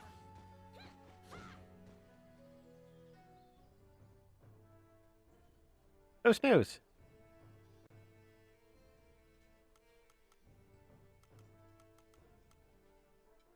Well, we shall save our game here. Heck yeah. All right. Dragon's Crown. Step back. There we are. Oh. Haha, here I am. All right. Perfect. All right. I'm going to go ahead and close this. Doot. All right.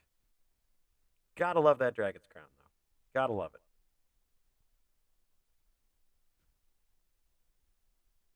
All right. It's not loading again, is it? It's loading again. Okay. Well, let's close it.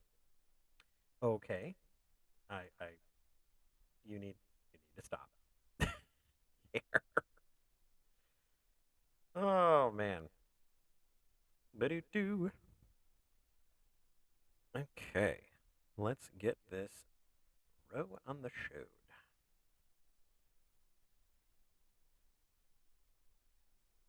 All right. There we go. That's better. And window.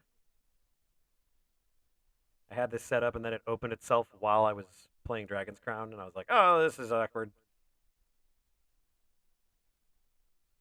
There we go. Now, if I recall correctly, this version has been translated. Originally, when I originally played this, the first time I played the ROM, it was completely in Japanese. That was a long time ago, and it has been since translated. So that's kind of cool. It's kind of cool, right? All right. Here we are. All right. Let's do this.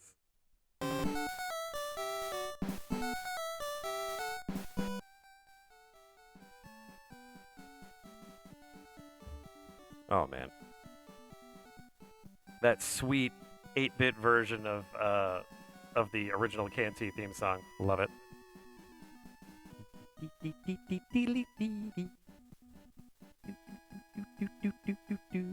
All right. I could do that all day. It's Francine! Remember, the Yankee rescue team is always ready to help out. Rikinoshin. Oh, okay, well, so they have the Japanese names here. Goten. Dig through dirt walls. Yes, the B team is a time-honored tradition in any Sentai team. Nikki. Otama is both the manager of the Pizza Cats restaurant and basically our boss. Super fun. Stage 1. Ah, here we go. This is Edoropolis, a city where animaloids live in peace. The narrator in the American version is pretty funny. But one day. Look at these amazing graphics. An alien appeared. Attacked the city. This never happens in Japan. Ah, there he is, Yataro. Speedy in the English version.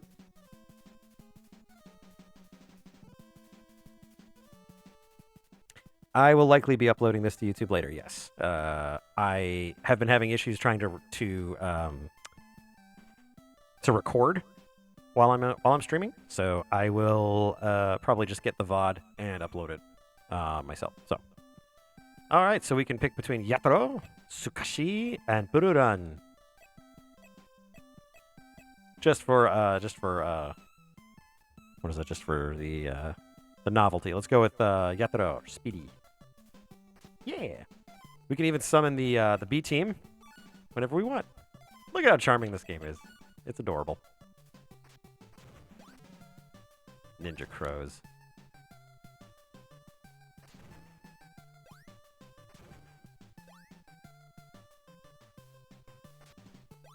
Get back here. Oh, wait. No, not. Yeah. Yeah! I can punch the rock. Awesome. Do. Go back to Yatoro.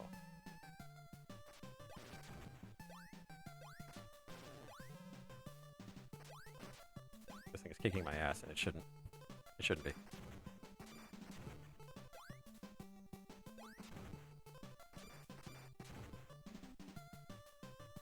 Oh, gonna need Gotten.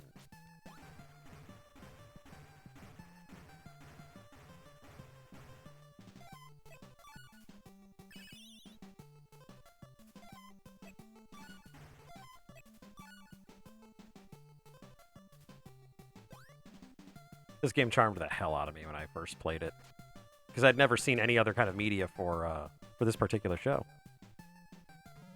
Crap. The sprites are also for an 8-bit game. Sprites are actually quite good. I found that with a lot of the Famicom games I've been checking out lately. Since the Famicom was kind of in circulation a little bit longer in Japan than it was here. They got pretty clever with their programming, and they had a lot of great, interesting games come out.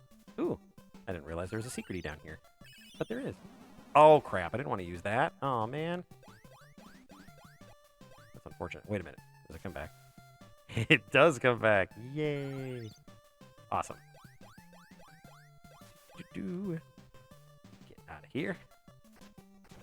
I forget what these little guys are, but they explode. Yeah, they do. There we go. That is a jar of some kind.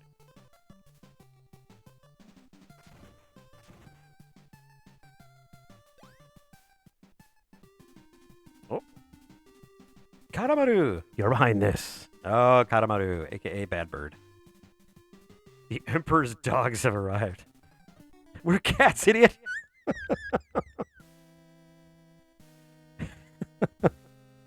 Oh, God. That was the other thing. This really was a like taking the piss on Sentai in general. All right, this seems to be some kind of robot penguin. Use my ninpo. Nice. Yeah, a couple hits from the good old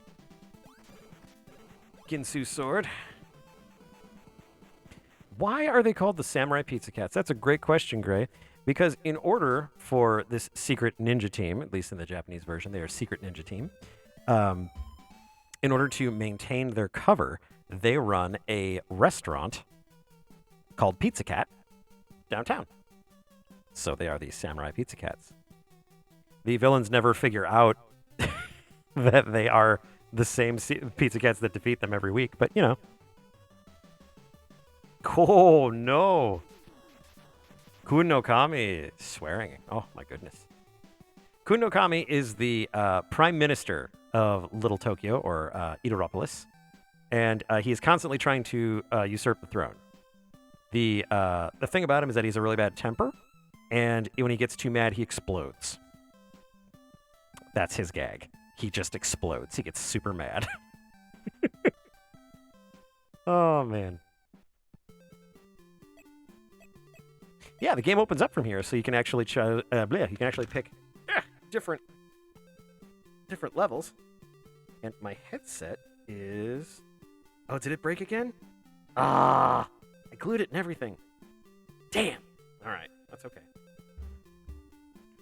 Guess he has a short fuse. Wow, wow, wow. Oh, Gray. Let's go sequentially. Let's just do round 2. Omi-chan in danger. That's Omitsu! Omitsu's our girlfriend. When she gets excited, missiles shoot out of her head. Yeah, my headphones are a little bit borked. They're just fairly old, yeah, that's Yatoro in his regular restaurant gear, completely disguised. No one would ever figure out who he was. Omi-chan, what are you? Eek. what are you doing? You heard our plans to sink the ship. You'll have to come with us. Oh, that's not going to work. And there we are. God damn it, I love I love Omitsu. It's so stupid. Those are Omi-chan's missiles. Oh no! What happened? What happened? Oh no! Oh, come on. So, for some reason, yeah. So, for some reason, right trigger is set to reset. I did not set it to reset. Oh, my God. Oh, man. That is classic Zibb. That is absolutely classic Zibb.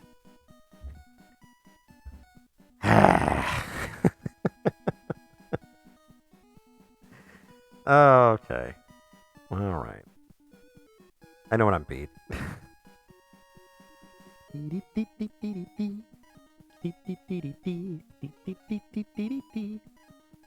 So here's what I'm planning on doing.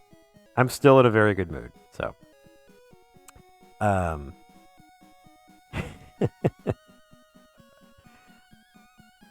man, that's for being 8-bit, that's actually pretty good.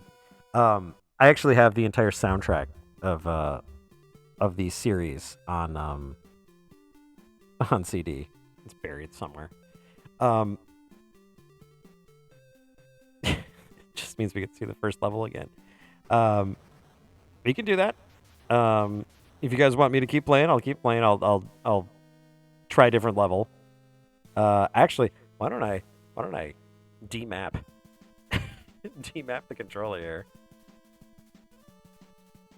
All right, hang on. Let me get this. First and foremost, here's what. All right. And if you like, I can use the U.S. adaptation. That way, the game is much more like the TV show that at least we saw here in the in North America. Okay. So. What? Oh my God. Okay. I didn't notice this. I fired this up the first time. I didn't notice this. This U.S. adaptation has the English theme song. I have never heard it in 8-bit before. Oh my God. Hang on. Okay, guys, this is going to be great. It's going to be awesome. It's going to be amazing. I love this. Controls. Edit the game controls. There we are. Now, where is the reset button? You are naughty little reset button. Get out of my way. Let's see. Okay, I don't see the reset button on here. Why? Then why did it reset? I'm so confused. Okay, that's better. Hang on. Let me see if this works. Okay, I will reset then. Okay. So yeah, that's crazy. It has the English theme song to it. It's the one that I remember, the one that I completely was entranced by. So we're doing this. All right. Oh my God, that's such a what a nice little surprise. Oh hell yeah.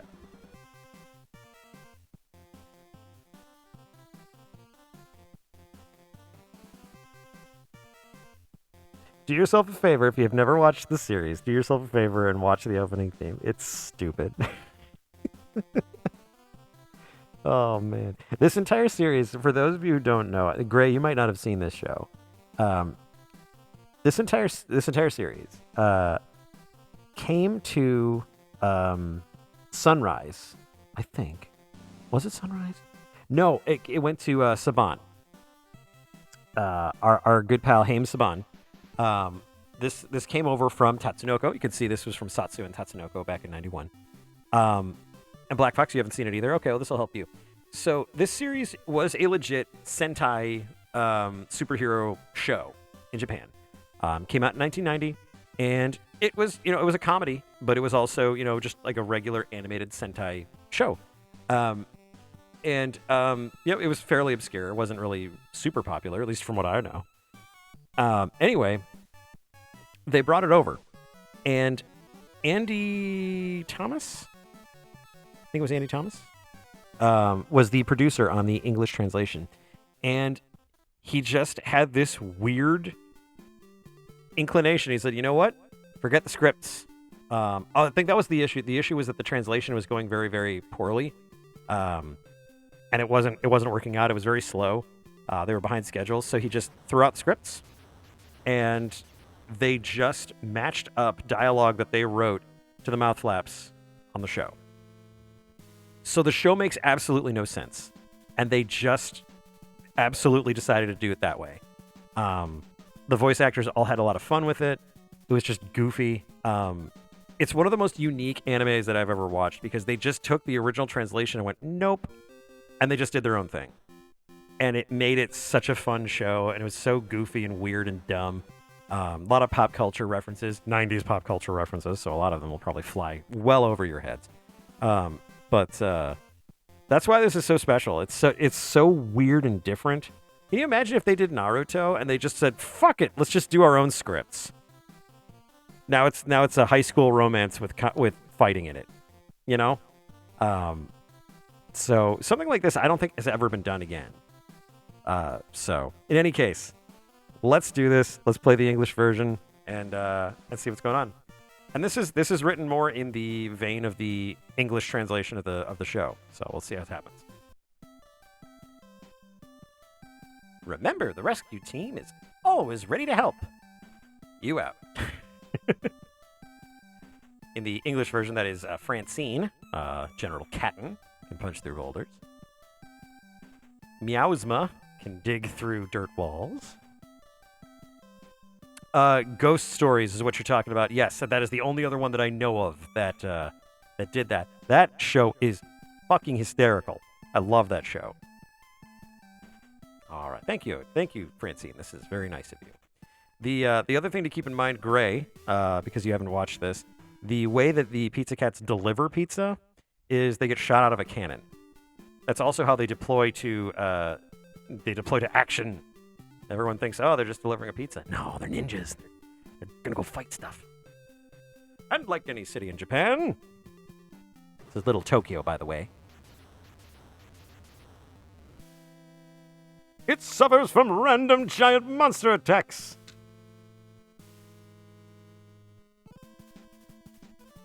That does it. Nobody trashes our town without the proper permits.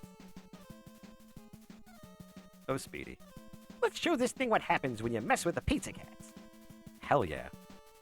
It's gonna blow up. That's what's gonna happen. You know what? Just for fun, let's do, Oh, yes, the main characters. The English version, we have, Speedy Cerviche. We have Guido Anchovy. And Polyester.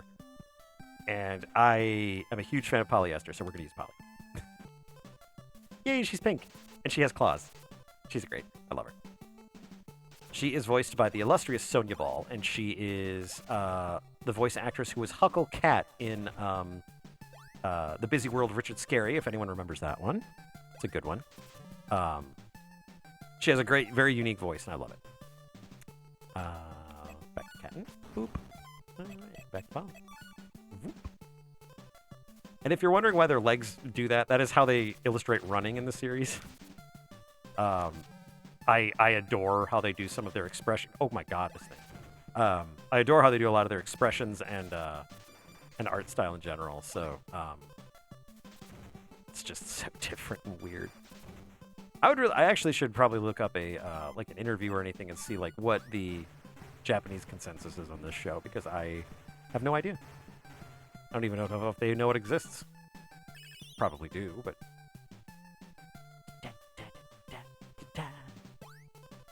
Polly is interesting in the fact that she uses the power of love. And that usually lures her enemies in close enough that she can dispatch them with her claws. She's awesome.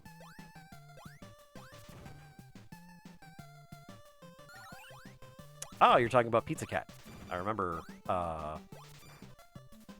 Proxy, I think, is their character. Lot of NSFW stuff, but yeah, dude has kept Pizza Cats alive in his heart. So I think he's Portuguese. I think. Probably wrong on that, but I think I remember that.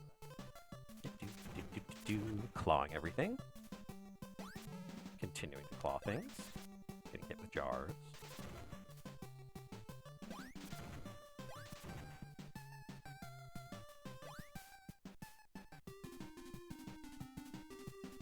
Ah, the showdown with Bad Bird. The other thing is, I think the voice actor that does Speedy and Bad Bird are the same guy.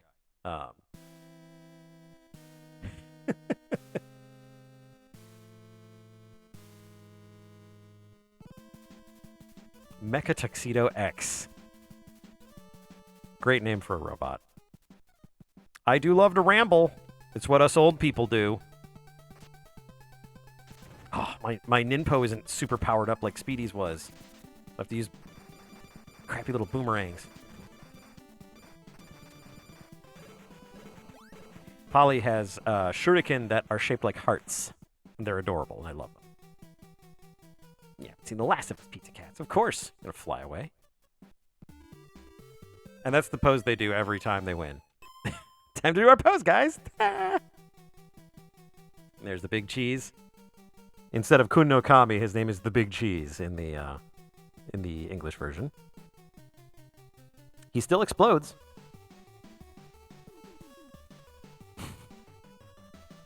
God, this show is so weird.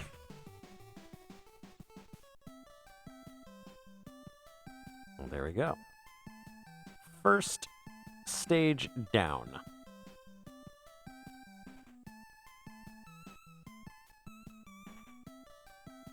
The narrator is a huge part of the show, both in the English version and the Japanese version. Tune in next time. Same cat game, same cat console. Adorable. How about we go to the hills surrounding Iropolis / Little Tokyo? Princess Pandemonium.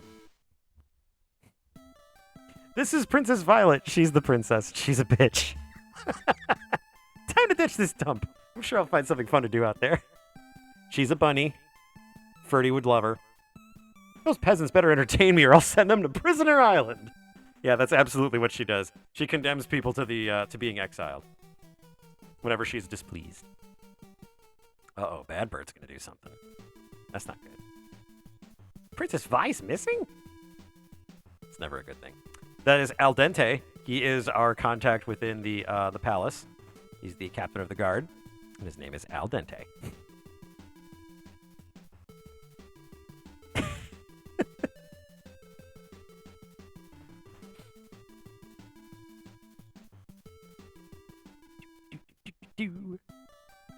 Now let's go with Guido. Guido's weapon is an umbrella. Because that makes total sense. But it also makes him very unique. That was an ostrich. The other thing to keep in mind, all of the characters in this show are a weird little race called Animaloids. They are robots, presumably robots, but they're biological instead of being completely robotic. The best example, or the best explanation that I got was through one of the manga way back in the day. That said basically they're robots that are what is it? They are living creatures that are born, but they can also be like built and put together. It's weird. Again, the show makes no sense, and I love it. But they're all robots. They're like biological robots, not quite cyborgs. There's just a big pile of rocks I just wanted to break because General Cat is fat and huge. I think in the Japanese version he does sumo. All right, back to Guido. Guido's name in the Japanese version is Tsukashi. He and Yatoro are rivals. Because that's how everything works in anime. Living robots. Yeah, there we go. Oh, nope. That didn't work as well as I'd hoped it would. Oh, cool. Powered up my blade. You'll notice there's a little 3-stage power thing there in the bottom left. Those coincide with the characters' super moves that they have in the show.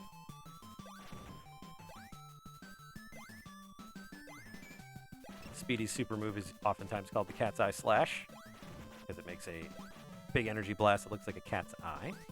And Perurun has what is usually called the heart attack, because she makes a little energy blast that looks like a heart. Oh, crap. Actually, I went all the way around with my power. Damn. Luckily, it seems the power-ups actually stick around and respawn, so we're going to get that back.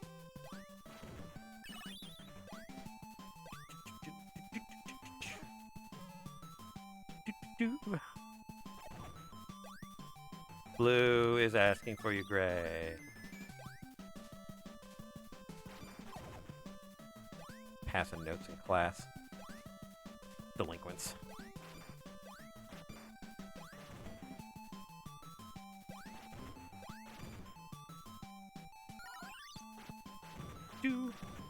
It should be noted that both Speedy and Polly have bells that they wear, and that's how they summon the B team. Is they ring their little cat bell. The game is very cat-coded. Not gonna lie. All right. Candygram from Mr. Badbird. The pizza cat. So, kidnapping helpless girls again, Badbird. Didn't you learn after what happened last time? You're despicable.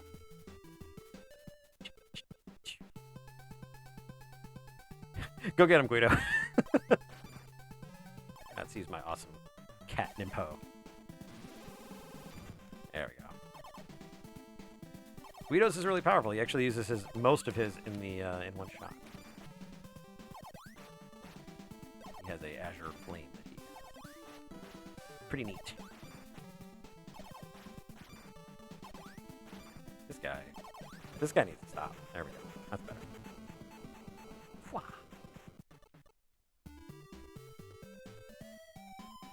Haha.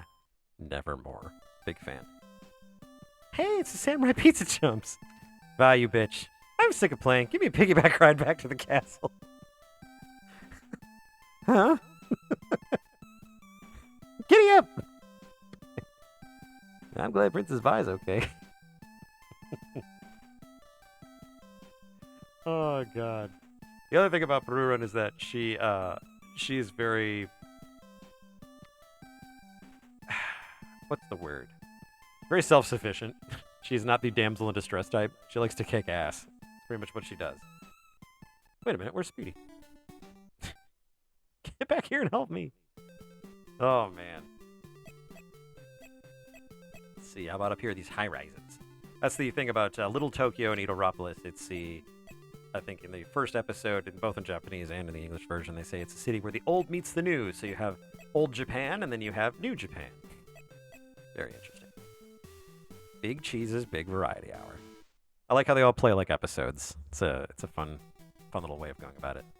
The bird that the Big Cheese talks to all the time is geriatric. He's an old ninja crow. Peacock Tower. That couldn't be a little joke about NBC.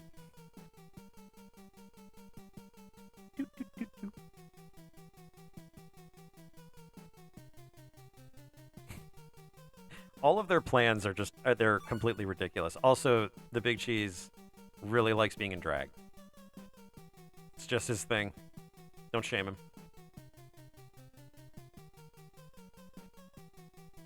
He's such a dick.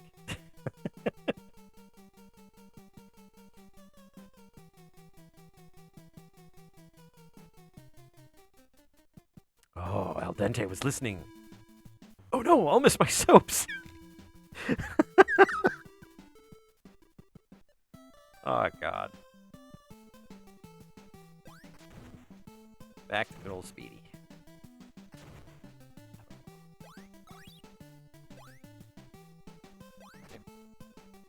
Yeah, patience, patience, the patience of a ninja, the honor of a samurai.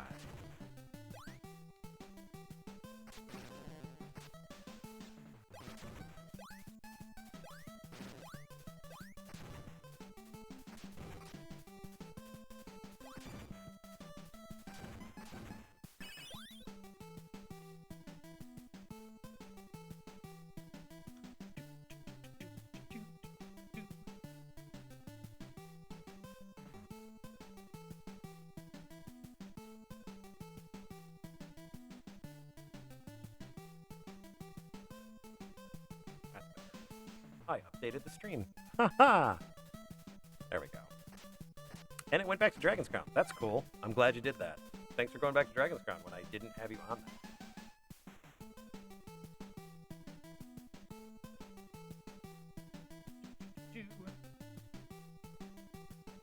There we go. That should help. Only 185 followers. Come on. Gotta get those numbers up.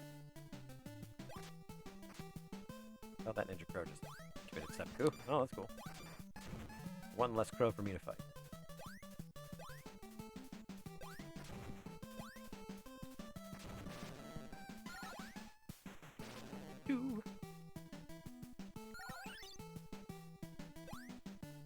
Oh, I can't get up there. Oh, I guess the game's over. Not so. Just call in Batcat.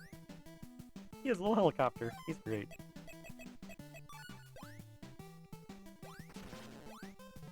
It's an interesting little take, because this is 91. This is 91. That might actually be around the time of like Mega Man 3, where they introduced Rush, and having the B team like that is kind of like having Rush in a Mega Man game. Are there spikes on the side of the building? I don't know. Why is there dirt up here? Doesn't have to make sense. It's anime. In fact, it's better when it doesn't make sense. Thanks, Meowsman. I do love that everyone has a unique damage animation. They put a lot of effort into this game for being just like a you know, hey, it's an anime game. Let's get back, cat. There we go.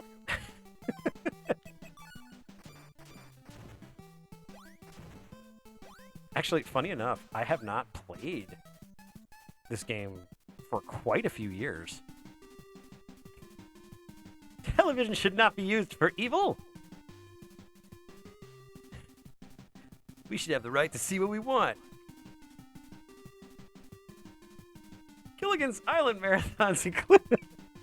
God damn it, the 90s. This is absolutely the show. This is the most faithful Famicom game she could get. All right, let's see. Yataro's Cat's Eye Slash. Ba-doom. And a couple of slices like these. Oh, come back here. Yeah. Yes. Yes, that is a pig from space. I don't know if that's supposed to be like a Jim Henson thing. You've just been canceled. Ta-da!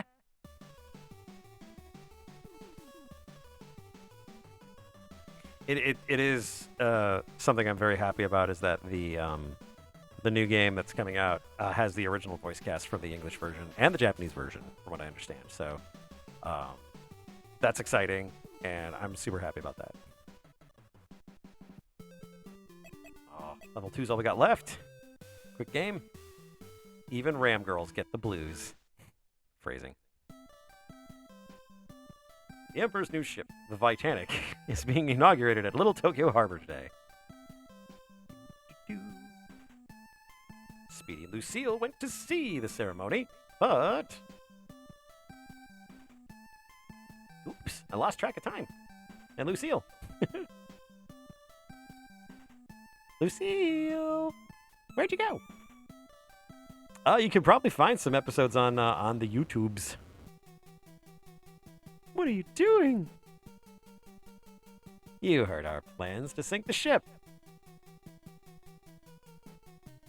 You're coming with us, toots. That's your first word's toots. Because this is the 90s and you could say that. And there's the missiles again.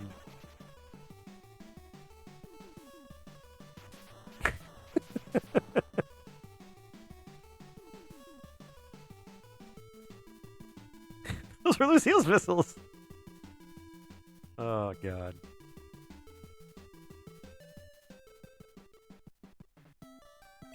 Go back to Polly. She was mysteriously absent in that entire scene.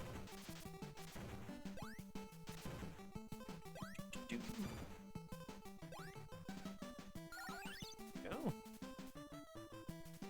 That is an octopus with a guitar, a double-necked flying V guitar. Just wanted to let you know how 90s this game is. Yep. Oh, it's so floaty.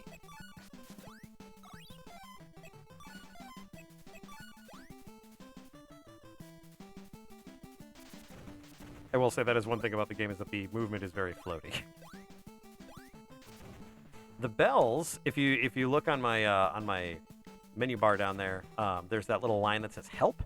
That's how much I can use the B team, like Bat Cat, General Catman, and everything. Those bells refill that. Gonna need Bat Cat on this one. Whoops. Okay, well I didn't need him, so that's cool.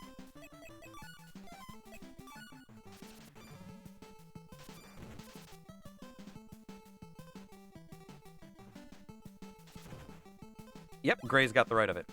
Refills the rush meter. Oh, we'll get to see Polly's heart attack. Awesome. Ooh, secret. Up, get my ass handed to me. Bubbles have a ridiculous range. Man, there better be something cool in here. Better be something cool. I'm not seeing cool. I'm seeing less of... You know what? What am I doing? I have spritz. Yeah, there we go. Now we're moving. Now that, I think, is an extra life. No, it's full life. That's even better. I really needed that. Awesome. True to most Sentai teams, the B team here can combine their special weapons into one big ridiculous weapon. They follow a lot of tropes. And they throw a few on their end, but don't get that again. Oh, heart attack. There we go. I didn't intend to do that, but we did it anyway. 'Cause that's how we do it here.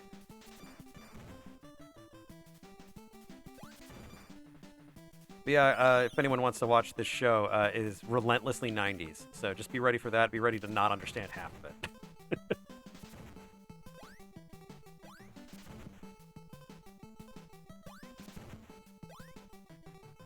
Well, here we go. Lucille, are you all right? Oh, thank goodness. Get her away from me.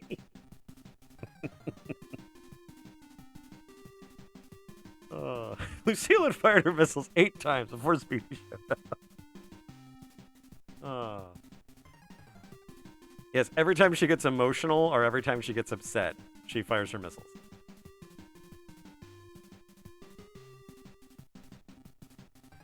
I was the one that got blown up. My insurance won't cover this. Ooh, topical. Get him, Fisher Queen.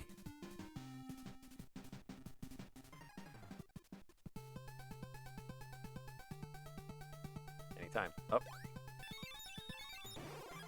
Go. I'm completely out of ninpo. Let to claw this extremely large Magikarp. The other thing that is actually quite interesting about this show is that a lot of the villains and a lot of the like monsters of the week and everything, they are based on Japanese, other Japanese celebrities and characters. It's really, really goofy. I think there is an episode where there's a bad guy, a robot that they build that is basically Lupin, like Lupin the Third. It's amazing. Saved Lucille and the Titanic. Hook, line, and sinker.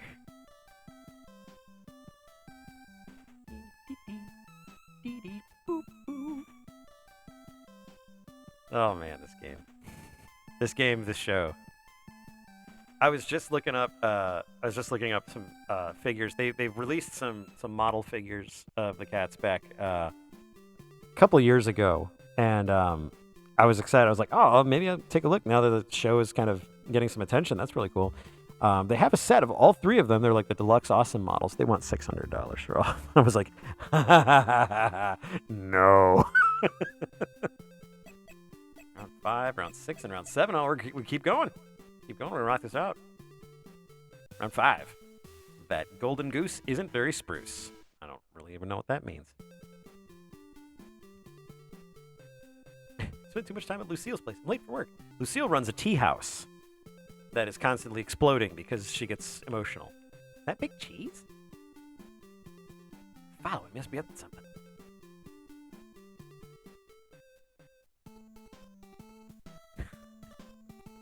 He sings little songs to himself all the fucking time.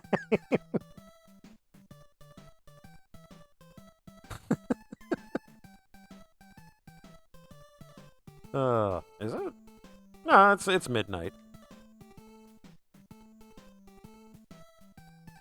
We'll finish this level off and then we'll call it a night. I'm having too much fun playing this.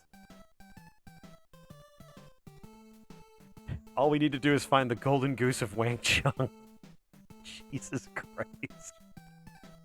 Oh man.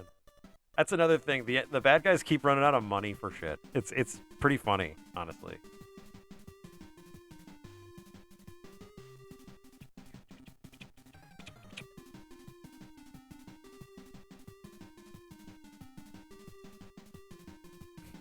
Yeah, Speedy's always trying to impress Lucille. And she's pretty dense, so it never really works out. Oh, look at this parallax. I'm telling you, for 91, this is pretty amazing.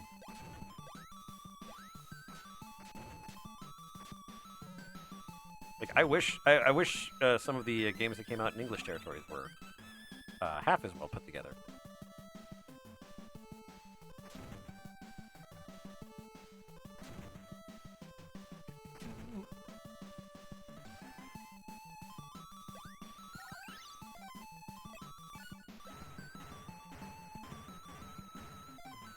I did like how they incorporated the B team. It's a clever way of making them an important part of the game.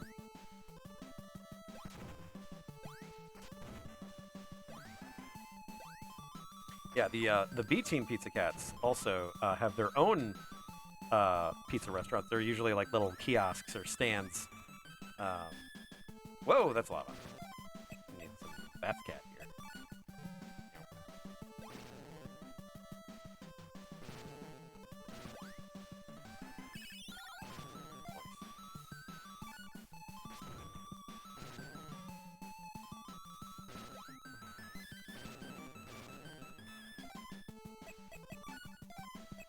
There we go.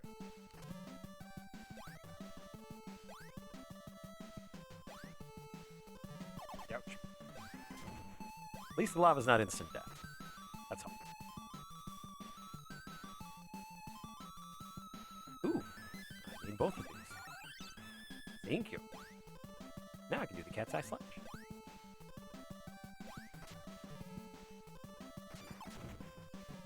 You might notice when he does the cat's eye slash that Speedy has two swords. That's because the magical Ginsu sword that he has a hidden blade.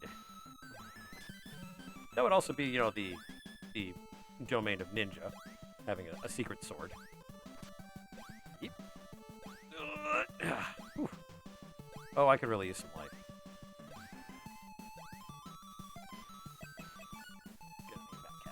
Hey! Those are two things that I really wanted.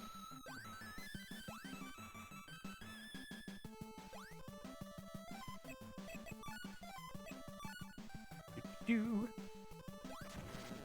Ow! Jack.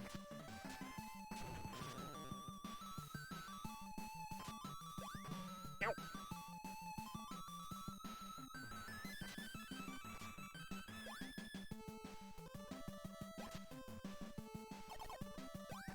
be some kind of a maze. I don't even remember this level.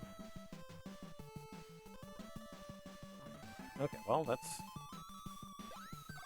Ah, crap. Get that again so I get my cat's eye slash. It's so good. It's so good.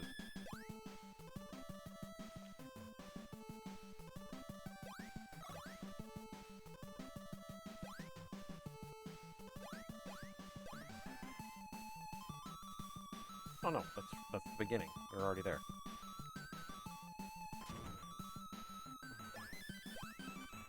Gotta be a ladder or something that I missed. Meh.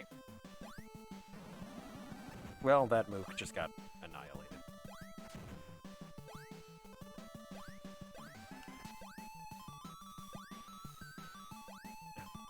I think this is the one that I missed.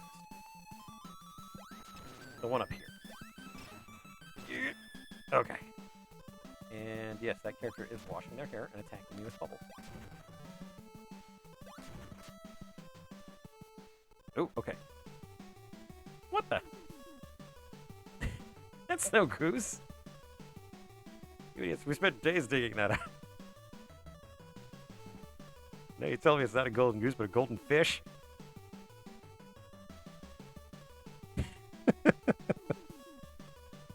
Shut up! Our amazing bigger cheese will take care of you. Big fan, big fan. There he is! I'm gonna blow him up. Well, one hit with him up. Oop! Oh, that ain't good. Oh, damn it, I did it again.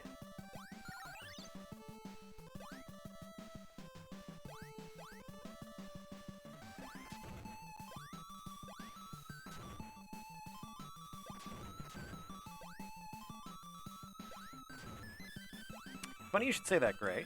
The series never really did go past the I think it's 2 seasons, maybe in Japan.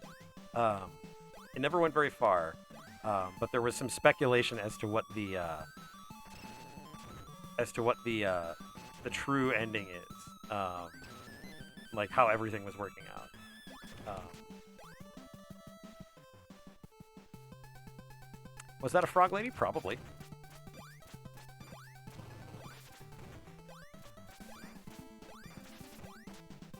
Okay, and we're out of shuriken. Oof. And face cut.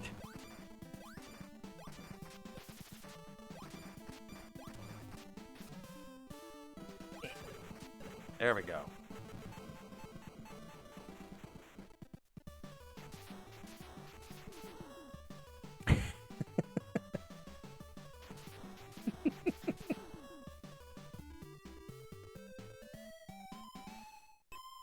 Oh, man. What a great show. What a great game.